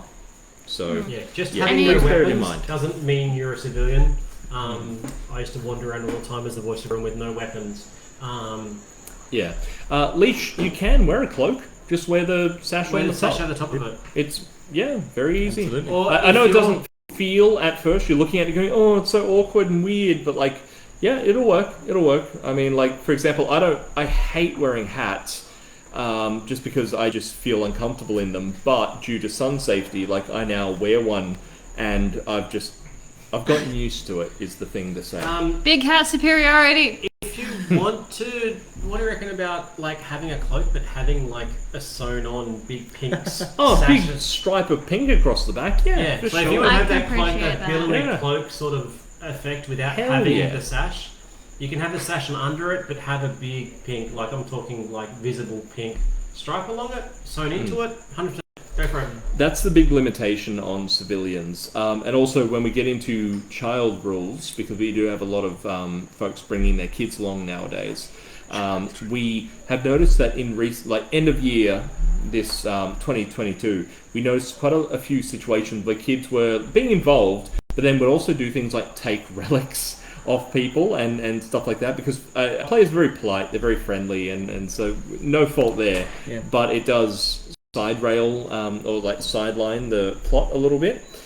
So in those instances, we just have to really button down on, okay, children still follow the civilian rules, because they now have a wealth of things they can do. They can legit take relics off people, but there are now ways to say, okay, like have your fun with it for a little bit, and then combatants can now take it back and go, okay, look, it's back in the plot. You might think that you're being nice to the kids, and sure it is, but don't give them objective items that other people are looking for, because it's essentially like taking them out of the game. The other thing is, as nice as it is for that person, when people are fighting over the objective of like the portal or something, please don't put your child in the portal. Oh yeah, kids should not be in the portal. It's happened too many times. The portal is meant to be fought over. The moment you put a kid in there, no one wants to fight because they don't want to hurt the kid, and it just kind of sucks for everyone. If you have a child at game and they're not of combat age, so 13, They're automatic civilian. They shouldn't be around combat. They shouldn't be in the portal because that's like a combat encounter. The portal is a forced combat encounter. It's like one of the combat objectives you put into a game to control the thing. So civilians shouldn't be near the portal in general, specifically kids. Yeah. And a lot of people... It's begging for them to be accidentally hit, sorry. A lot of people, whilst they'll feel fine threatening a civilian, no one wants to take a shiny thing off a kid. No. Like, it sucks. And look, half the kids a game of mine. Don't worry about it. If it's Hodge's kid, just take their this shit. out. All of them are actually his. We don't talk about it. I mean, didn't Evie make a butt ton of money one game? Yeah, Evie occasionally brings me money, and I'm just like, where did you get this? Stuff. Some of it's even free. Yeah, if If you're with your kid at... That was your bill. Yeah. Unless she ordered food. I don't know. Although, why? I did... It could be Addie. It could be Addie bringing back tea. If Addie's bringing tea, that'll be If hilarious. Addie's brought me tea, they are my favourite person once more. I think it might be Addie. Everybody's still watching. Don't say that out loud. Yes. It is too. Addie 100% brought Becky tea. Why can't you be more like your brother? We have an Addie. What the hell? She actually brought me tea. How desperate are you for human contact? Say hi to the camera, Addison. I don't think Addie can right now. Just laugh. I got tea! Addie's having a moment. Come on, join the table. You helped with all this. Say hi to Addie. Addie has a dog. Someone said egg is too much. They've summoned Addie. Say this into a mirror 3 times. Summon Addie. I got tea! I'm so happy. Okay, I'm going home. Bye. Bye. What? You can't take it with you. Oh, you have to go home. No, I don't have to go home. Then sit. Sit. You helped write these rules. Have some fairy floss vodka. It's gross as hell. Pat the dog. Giant pieces. Everyone in the chat is going crazy. Oh dear. Okay. Hey, didn't you quit being an admin 2 days ago? Alright, we need to rush through Civi rules. Alright, cool. Yeah. So, basically, the big thing 4 as minutes far of as the 3 hour. civilian, what they need to do is just mark that you're a civilian, please, because it helps us. And if you are bringing kids to a game, again, they can follow all the civilian rules, not a problem, but unfortunately, any experiment we've attempted in terms of kids having combatant rules, whatever, always just ends up getting really messy and gross, and it puts the kid in a negative position, puts other people in a negative position. So at the moment, it's just a hard follow the civvy rules. There's lots of cool stuff you can do. You can still voluntarily say, hey, can I duel you as a friendly thing? I'm a civilian, that's fine, but we just can't let kids roam You and should just fight. totally give Evie an instrument and not a recorder. Yes. And have them walk around Yes, the yes, town. yes, yes. And just have them go around and play music for people. And then the I record mean- stays at Millie's house. Millie has custody of They need the to practice it. So the next thing, as far as civilians go, just keep it rolling, is that we did talk about whether or not we even allow civilians to be shifters, because as far as the mechanics go, we've always said they always are assumed to have a crop of Beastbane or something hidden somewhere, but it felt really weird to allow civilians to play a character that is inherently violent and dangerous.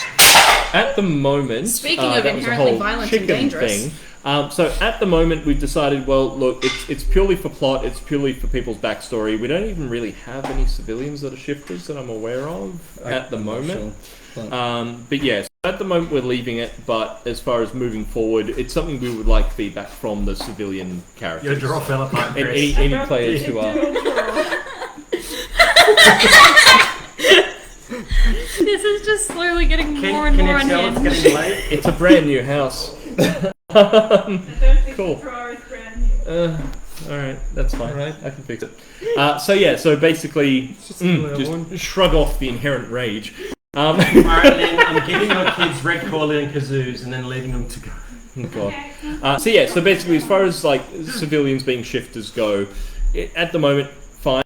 But yeah, if civilians themselves think that it's worth omitting that, let us know. At the moment, it's like, Yeah, whatever. it's a bit of a non-issue, but also it feels really weird lore-wise. Yeah. Because we did make changes to Beastbane that are only flowers during thing. Like, how would they have a stock of this potion?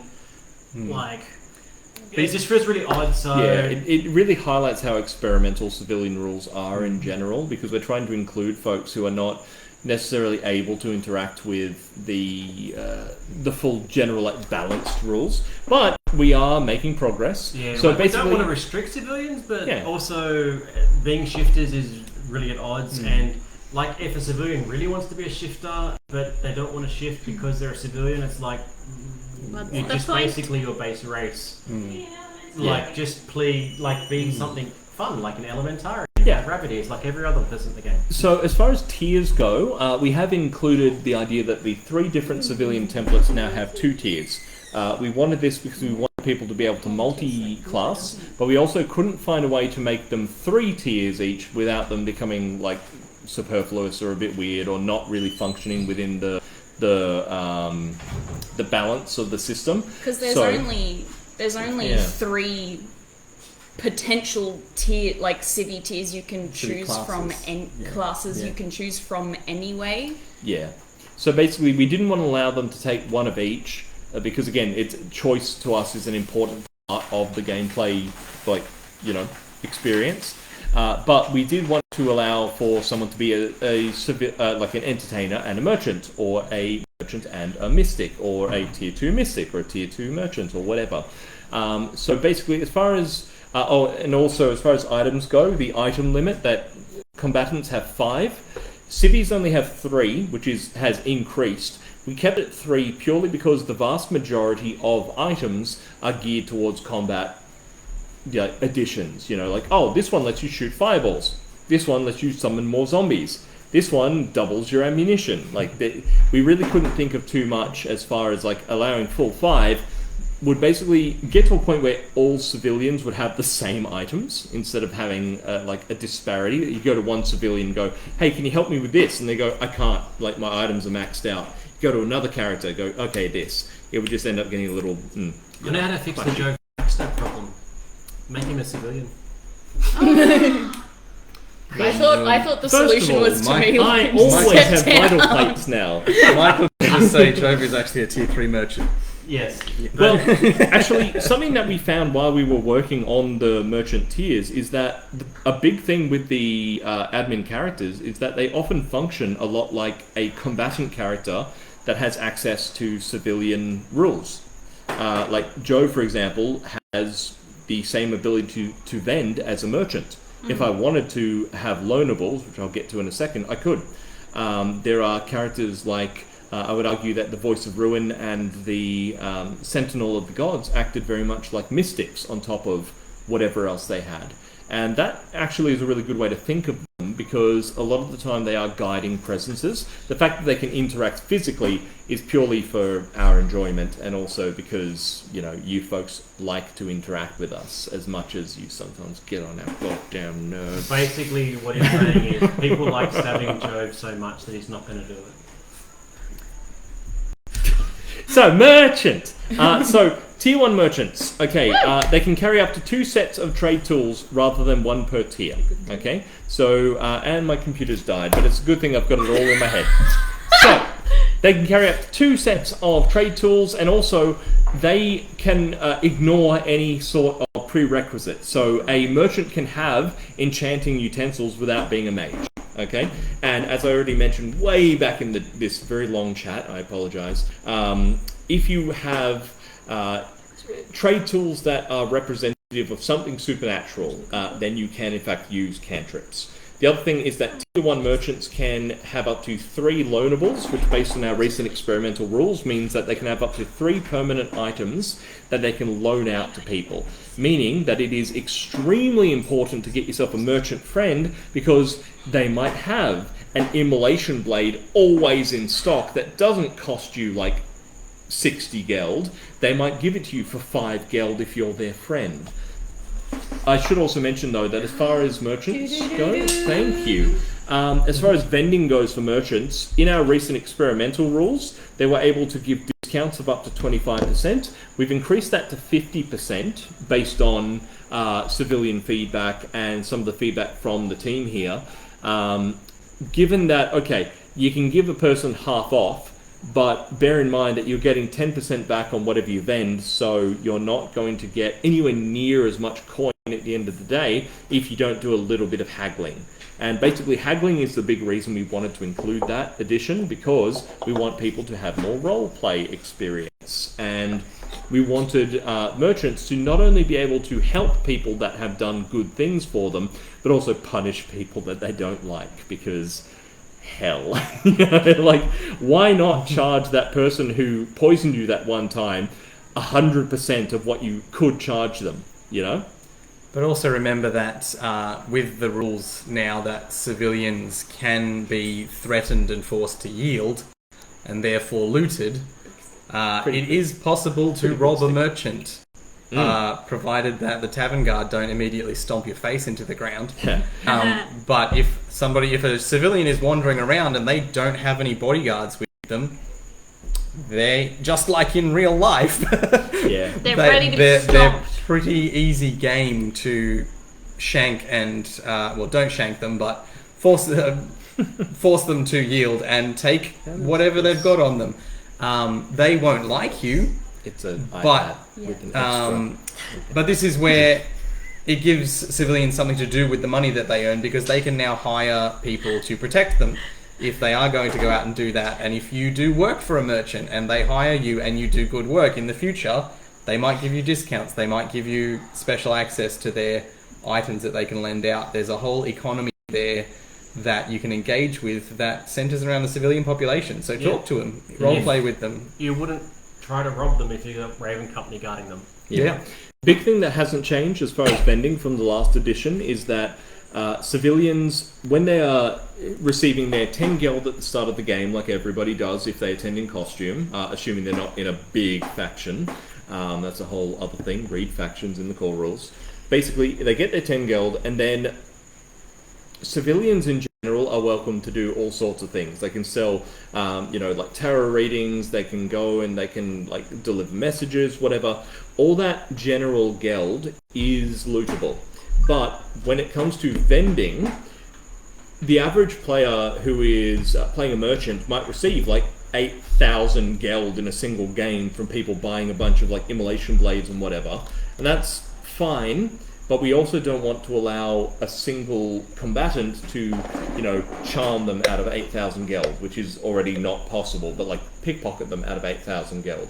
So basically, if it is money that is earned from vending or loaning, then it does not count towards what is lootable. That is basically taken out of play, and they only receive their 10% from that. So basically, as far as looting a civilian merchant goes, you might get 200 geld, but you still need to pay attention, because if all they've done is sit behind their desk and accept, okay, I want this item, here you go, you're not likely to get that amount of money. But if they're doing other like tasks here and there, then you might be able to get quite a bit out of them. And we basically did this to make sure that vending was worth doing and it didn't break the in-game economy. Yeah, think of it like... Oh, sorry. It does also mean, like, while we don't advise that you do give relics and currency to civilian characters, in the past, technically, because they couldn't be taken out of action, that was like taking it out of the game. Now we've changed the rules so that, you can give money to a civilian if you want to. You can give your super relic to a civilian if you want to, but all somebody has to do is walk up to them and go, "Oi, yield." You've just lost everything that you gave that civilian, and they didn't even have to fight. Yeah. So And it's a risk. And civilians are also urged not to accept things that are very clearly taken out of game. So, like, if you say, "Hey, I've got this relic axe. Could you just keep it safe for me?" It's like, why would I take this except to stop other people stealing it? No, keep it yourself, you dick. Like that kind of thing. I think one thing that we did suggest is that if you are a civilian, you're a non-combat character, if somebody tries to hand you like Excalibur, you kind of can just go, no, this is too powerful an item, I cannot handle this. It's too much responsibility. Yeah. Help!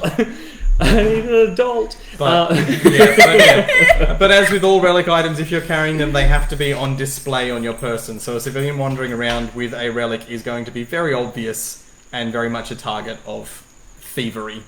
Yeah. So to try and wrap things up quicker, so Tier 2 merchants are able to carry up to 3 sets of trade tools rather than 1 per tier, and may have up to 5 loanables. So basically, while we weren't able to give anything that sounds particularly exciting to merchants, it means that a merchant at Tier 1 can carry up to 2 sets of trade tools and has 1 space left over for whatever other item they want to carry. So like a hypnosis pendulum if they want to charm people. Like there's a bunch of options if you look closely enough. A Tier 3 merchant who just wants to vend from 3 different lists and have a bunch of different loanables and basically just make themselves expendable to any faction. Not expendable, God. What's the opposite? The opposite of expendable. Yeah, like... Indispensable. Indispensable. There Hey, we go. indispensable. They are more than welcome to take all 3 of their item spaces as like trade tools, and that can also apply to things like lockpicks, for example. So a merchant can also be a locksmith, allowing them to break into chests that a faction has if they don't have like a rogue with them, for example. Eleanor had a great comment that I just want to point out. Yeah.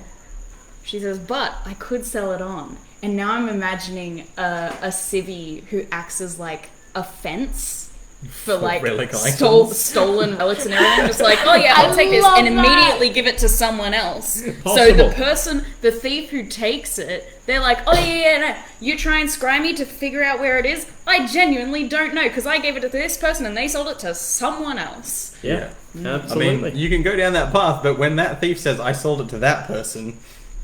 Yeah, when they sell you out, you're on the hook for that weapon. Yeah, but, and if you're carrying like a relic, and again, as I said, it's a risk anytime a civilian is wandering around, and this is where civilians will need to consider things like paying people to guard them. If you're carrying a relic weapon and you don't want somebody to literally just point a weapon at you and go yield, you have to yield. You have to give them whatever you've got on you. They don't even need to fight. They can just take everything from you. Because you're a civilian. Are they still subject to the loot rules? Yeah. Still subject to loot rules. Yeah. So basically, if they've got a relic and got guild, you have to pick, unless you're a tier 3 thief. Yeah. You've got to pick between the guild, the components, or the relics or objective items, whatever they may have. Yeah.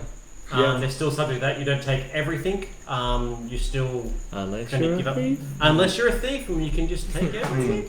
But yes, Eleanor, if it was an honest purchase, then sure.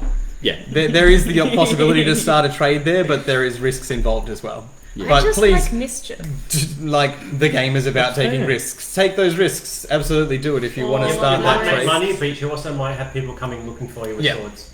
Alright. That's where you hire guards to protect you. Yeah. So, the big thing with entertainers is that at Tier 1, they can count as Tier 3 for the purpose of using inspiring instruments, which means they can affect up to 3 people per performance and can do 3 performances per day, which is a single boost of hit point to up to 3 people per performance, which is still not to be sniffed at. But also they have an ability called Bolster the Troops once per day, which basically means that without getting involved in a fight, and it is better to tell people you're about to do this before the fight begins, like maybe you have an agreement with a particular faction, where you're about to finish taking this portal, we need an entertainer, okay, give me 10 geld, I'll bolster you, and they go, okay, cool. At that point, you perform on the sidelines of the battle, meaning at least far enough away that you're confident that you won't be hit by stray arrows. And to be honest, if you're standing there with an accordion and some douchebag fires an arrow at you, that's an instance where we would have to step in and say, hey, Don't like, waste your are you dumb? Like, what's the deal? Yeah, maybe don't shoot arrows at people holding expensive instruments. Please. It happened to me way too many times. Yeah, like if a person's standing there and they've got just like those little like finger symbols and just going ding ding ding ding ding ding, ding, like that's not a combatant. Yeah. Relax. But in saying that, the bolster the troops ability is basically as long as the performance is taking place, it does end at the end of the encounter, even if the performance continues. Like if you're doing your finger symbols for like 25 minutes and the combat's done. I want to see it. Basically, during the performance and that encounter, do the that in entire separate faction you're performing for has a +1 hit point. Which is where, again, way back in this chat, we ended up with the idea that a combatant faction of, let's say, all tier 3 fighters who are all like 6 hit points base, they're all got heavy armor, so now they're at 9, they've all got their cloak of protection, and they've got the Berserker Brew, and they've got the Warp Armor. They're all sitting at now 9, 10, 11, 12. They've got 12 hit points. Then you add the War Banner. The War Banner, which is now they've all got 14 hit points, and then you 13? 13. And then you've got 14 hit points from this random little finger bells person on the sidelines, and ding ding ding ding like this, as long as it's done well. And so basically, you are still able to interrupt that by walking up to someone and going, "Shink, yield, please stop playing those goddamn finger symbols." Or like charming them, or there's a million ways to stop the performance. But it does allow entertainers once per game to go, I want to sway this entire combat. I'm going to give these 10 people an extra hit point. And that is finger symbols so crazy. bad. Yeah. I used to do tribal belly dance. I have finger symbols somewhere at home. Yeah. And basically, Entertainer Tier 2 is they can bolster the troops twice per game. So if you've got like 4 or 5 entertainers, you can have some very long fights. Based on their performances. And also we toy with giving entertainers the ability to pickpocket, but it came across a little bit too much like people would seek revenge. So we ended up deciding instead go with the traditional idea of a bard, where they can charm people with their music. So they can bolster twice per day. They can also cast the spell Charm once per day. And the gesture to cast it just has to involve their art form. So if it's finger bells, it's ding, charm. Or if it's like, someone painting, it's, oh, I love your jawline, charm. And then it's like you continue painting the picture as you tell them what's happening. New CV idea, MC Escher. Hate it. Move on. Why? And also as a general thing, the entertainer can use arcane focus without being a mage. So they are more than welcome to do that. Now I get to make my dumb jokes on the stream instead of in the comments. Yeah, which basically means that while an entertainer cannot start that arcane focus, which comes into the character creation, at tier 2, so after 5 games, they are welcome to take an arcane focus, plus they've got their inspiring instrument, which any entertainer that doesn't have one is probably playing the role wrong. I try not to say that, but yeah, you're wrong. You're a bad person. Stop it. Go home. But then it gives you, again, another slot to take something like Mask of Illusion, so you can vanish. Like, you're playing mid-performance, you're boosting people, and someone comes up with a sword and goes like, hey, that song sucks. And you're like, oh yeah, well, Wonderwall, vanish. And whatever. There's a bunch of cool stuff for these characters. And finally, Mystic. They can cast Scry Truth once per day at tier 1, as they always have. They also begin with what we've now called 3 Mystic charges. Now, this ties into the experiment we had with being able to do like protective readings, but basically there's a bunch of other cool stuff they can use these charges for. Okay, so like casting rituals, which we'll get to. They can also use the arcane focus without being a mage, so again, they can increase their Scry Truth without needing to like buff it with tiers. They can just take an item. At tier 2, they can cast Scry Truth twice per game, 3 with the arcane focus, and they can begin each day with 6 mystic charges, which gives them a lot of options as far as what they want to use their mysticism for. Much like healers, we've really drilled into the idea that mystics now need to choose a patron. If you want to just be like a generic, oh, I'm just spooky, then magic is your patron, okay? Which allows you to do things like arcane rituals. If people want to do anything based on like a certain type of mystic, you are an arcane mystic. But if you want to be a mystic who is like, I get visions of like Hellraiser style, like nightmare scapes, then you're probably a ruinous mystic. And you would choose one of the Naga or a dragon or whatever for your patron. Love squid. Yeah, absolutely. You could be a mystic of the Kraken, and you would just be a ruinous mystic of the Kraken. Do it. Yeah. Now, as far as jumping back, something between merchants and mystics is because we want to basically put more component cards out there. It is possible that both types of character will receive freebies at the start of games. Merchants are more likely to get them if they are, like, for example, a merchant who is a blacksmith is likely to get a bunch of like timber, hide, and like ore. Yeah, exactly. And so maybe some random bits occasionally, depending on what might have floated their way by general trade. Mystics are more likely to get less cards, but much like thieves being able to look at someone they're looting and go, oh, I want to pick what I'm stealing, mystics are able to look at the selections we give them, and usually what we'll pick stuff based on the visions they are receiving, because they might also receive cryptic clues, as we've been doing for a long time. So if your clue is like, there's a dark figure coming, you might end up with a whole bunch of cards that are basically ruinous, or you might end up with a bunch of cards that are to do with like armor, like someone who is like maybe a knight is coming. So like you pick all this, and based on what you're picking out, you might go, oh, that's another clue, so on and so forth. Or it might even just be or it might be components that are specifically used to harm what is coming. So if there's like a demon being summoned, a mystic might be able to choose a whole bunch of holy stuff. Unless it's a bunch of small children coming, and then we probably won't give you things to harm them. In that case, I mean, paper cuts from the cards themselves. Yeah, bane of children. It's just like razored on the end. We just hacked little bits into it. Oh, that sounds like a great relic weapon. The possessed doll card. Yeah, absolutely.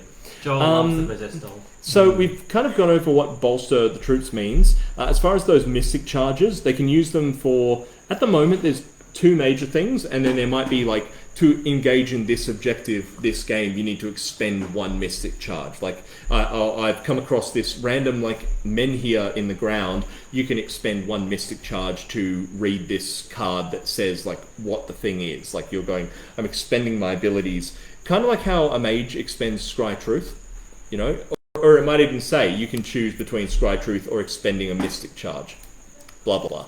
But as far as the stuff that's actually in the rulebook, you've got the protective predictions, which are real easy. We've had them for a while. Basically, as you are performing some sort of fortune telling, whether it's tea leaves or tarot, bones, whatever, you roll a dice and you've got one of 6 options. 1, nothing happens. 2, the person that you are telling the reading to is immune to their next pickpocket attempt. 3, they're immune to the next sneak attack. 4, they're immune to the next effect requiring a hold, so explosives and things like that. Some rituals they would be immune to. 5, they take 0 damage from the next weapon strike that lands on them, whatever it is. 6, the mystic chooses a lesser spell and then says you're immune to the next use of that. And all we ask is that you work it into your reading. So you roll a dice, you roll a 3, so immune to next sneak attack. You're doing tarot, and you pull out like the the Page of Wands, and you see that there's a whole bunch of like random bits and pieces, and you go, oh, okay, so I'm seeing that there is a young person in your, or like a person in your presence that means you harm, and like you just work that into your reading. And basically what you can do is, per prediction, you can then, if you don't like the reading, or the person says, oh, I'm immune to sneak attack, that's dumb, I've got vital plates, whatever. You just go, oh, I'm sorry, what I actually meant to say was, and you expend another charge to roll the dice again. So you go like, oh, actually roll 1, nothing. Oh, actually, yeah, no, this reading's crap. Or you say, oh, okay, 6. Oh, yeah, choose a lesser spell. Oh, do you have any enemies I should know about? Oh, I've got this one mage who shoots fireballs. Oh, yeah, I can see fire in your future, blah, blah, blah. And you just go, all right, you're immune to the next use of damage. Idiot. Like, so... I love when you call people idiot at the end of your explanation. There's always a pause. Idiot. just for fun. There's these ones, and then there's the idiot. We're all aware of the Chris clap. Yes, Michael, a mystic could make you immune to the next use of Hallow. Yeah. That's hilarious, and I love it. There's too much religion in your future. There's too much niceness. You need to delve into darker things, my friend. Yeah, absolutely. So basically, there's a bunch of uses for protective predictions, but we just ask, okay, work it into your reading, make it interesting, and you can only do the reroll once per prediction. So if you don't like the second roll, sorry, that's what you've used, and you've now used 2 charges of the potentially 6 you've got. There might be relics that allow you to boost the amount of charges you've got, as with any other character, but that's a whole other thing. The other thing that we've added as far as mystics go, and this was very much a player concept, is the idea that mystics can perform some rituals. Basically, all they need is they can attempt any type of ritual that that aligns with their patron type. So, for example, as far as prerequisites go, if it says okay, you need to expend these components, you still need to do that. But if it says, okay, this is an arcane ritual that must be performed by, an elemental deity, if you've got an elemental deity as your mystic patron, yeah, you're eligible. And you count your mystic tiers towards what level you can cast, so generally up to tier 1 or tier 2. And then on top of that, you can also expend a mystic charge to boost that. So if you're a tier 2 mystic and you've got a tier 3 arcane ritual and your deity is literally magic, you go, oh damn, I do have 3 charges left, bam, and you do it. Okay, so it still costs mystics a little bit to cast these rituals, and each attempt to cast the ritual will cost another use of mystic charges. And the reason we do this is because combatants lose hit points permanently for the day as they perform rituals. And a big thing when we were having the brainstorming session was, okay, yeah, we want mystics to be able to fill in when they don't have the right mage or healer, but how do we do it and also not make you automatically succeed? Because, a person who loses all their hit points and can no longer cast, that's it, you get 3 attempts, you're done. Mystics, we were okay, well, at the moment they've got no hit points to lose, so they could just constantly do the thing until they succeed. But now with the mystic charges, that's their hit points. The other thing to remember is if you are a mystic and you're assisting with the casting of a ritual, is that rituals are often... people will often attempt to interrupt rituals, and causing damage to somebody who is casting the ritual will cause the ritual to fail, which does mean that if you are assisting in the casting of a ritual, you'll have to be aware that people may try to interrupt that ritual. And so you still need to follow all the rules for civilians and combat. If it looks like somebody is coming to start firing arrows or swinging swords in the area, make sure that you remove yourself and stay safe. But also, literally, somebody can walk up to the ritual and just say, "Oi, yield." Yeah. And the civilian has to go immediately out of action. Yeah. Which is functionally very similar to interrupting a chant anyway. Yeah. Yes. To interrupt a chant when you're casting a ritual, you don't need to fully go out of action. So it's no more interruptible. No. But that's just the thing, that if you are trying to interrupt a ritual and you see that there's a civilian there, don't just fire an arrow into the middle of them. Just walk up and say, "Oi, yield, I'm interrupting this ritual." Yeah. That's pretty much it for the civvies as far as big changes. So, yeah. So this could have been said when I was frantically driving over here to deliver Becky tea, but there are no lengths to which I will not commit to a bit. But with all these changes to civvies, it's great that they're going to be more involved now, but with that also means that a little more caution needs to be taken, making sure, from the civvy perspective, making sure that your pink sash is super visible, from the combatant perspective, making sure that you are paying attention to pink sashes and following all these rules, because now that civvies are going to be a lot more involved than they used to be, along with that comes a higher risk of civvies accidentally getting bonked. So that also needs to come with a more vigilance from everyone that civvies aren't getting involved in combat encounters. I don't think we covered that at all. I don't know. I'm being awful. All right. I think Well, that's it. I it's think bang on 10:30. we've God been damn, I here could use for some 3.5 chicken and hours. rice. We did it. Thank you to all of the people who stayed on for this entire thing. I'm Thank very you. impressed at how many people are still watching. This was just covering the changes. This is just like, Oh, can we go through the lore? no. Keep up at 5:30. I don't want to be. Oh boy, yeah. I literally just in the last 5 minutes I was just like, I gotta work tomorrow. I have an hour drive home. Rest in Thank peace. you. We got honey soy chicken to devour. Oh yeah. Respect them. See everybody. Thanks for Goodbye. watching. See you all Bye. on Saturday. Who has the Get ready to exit biff. button? I do. Can we hit I'm it? running away now. Bye. Bye.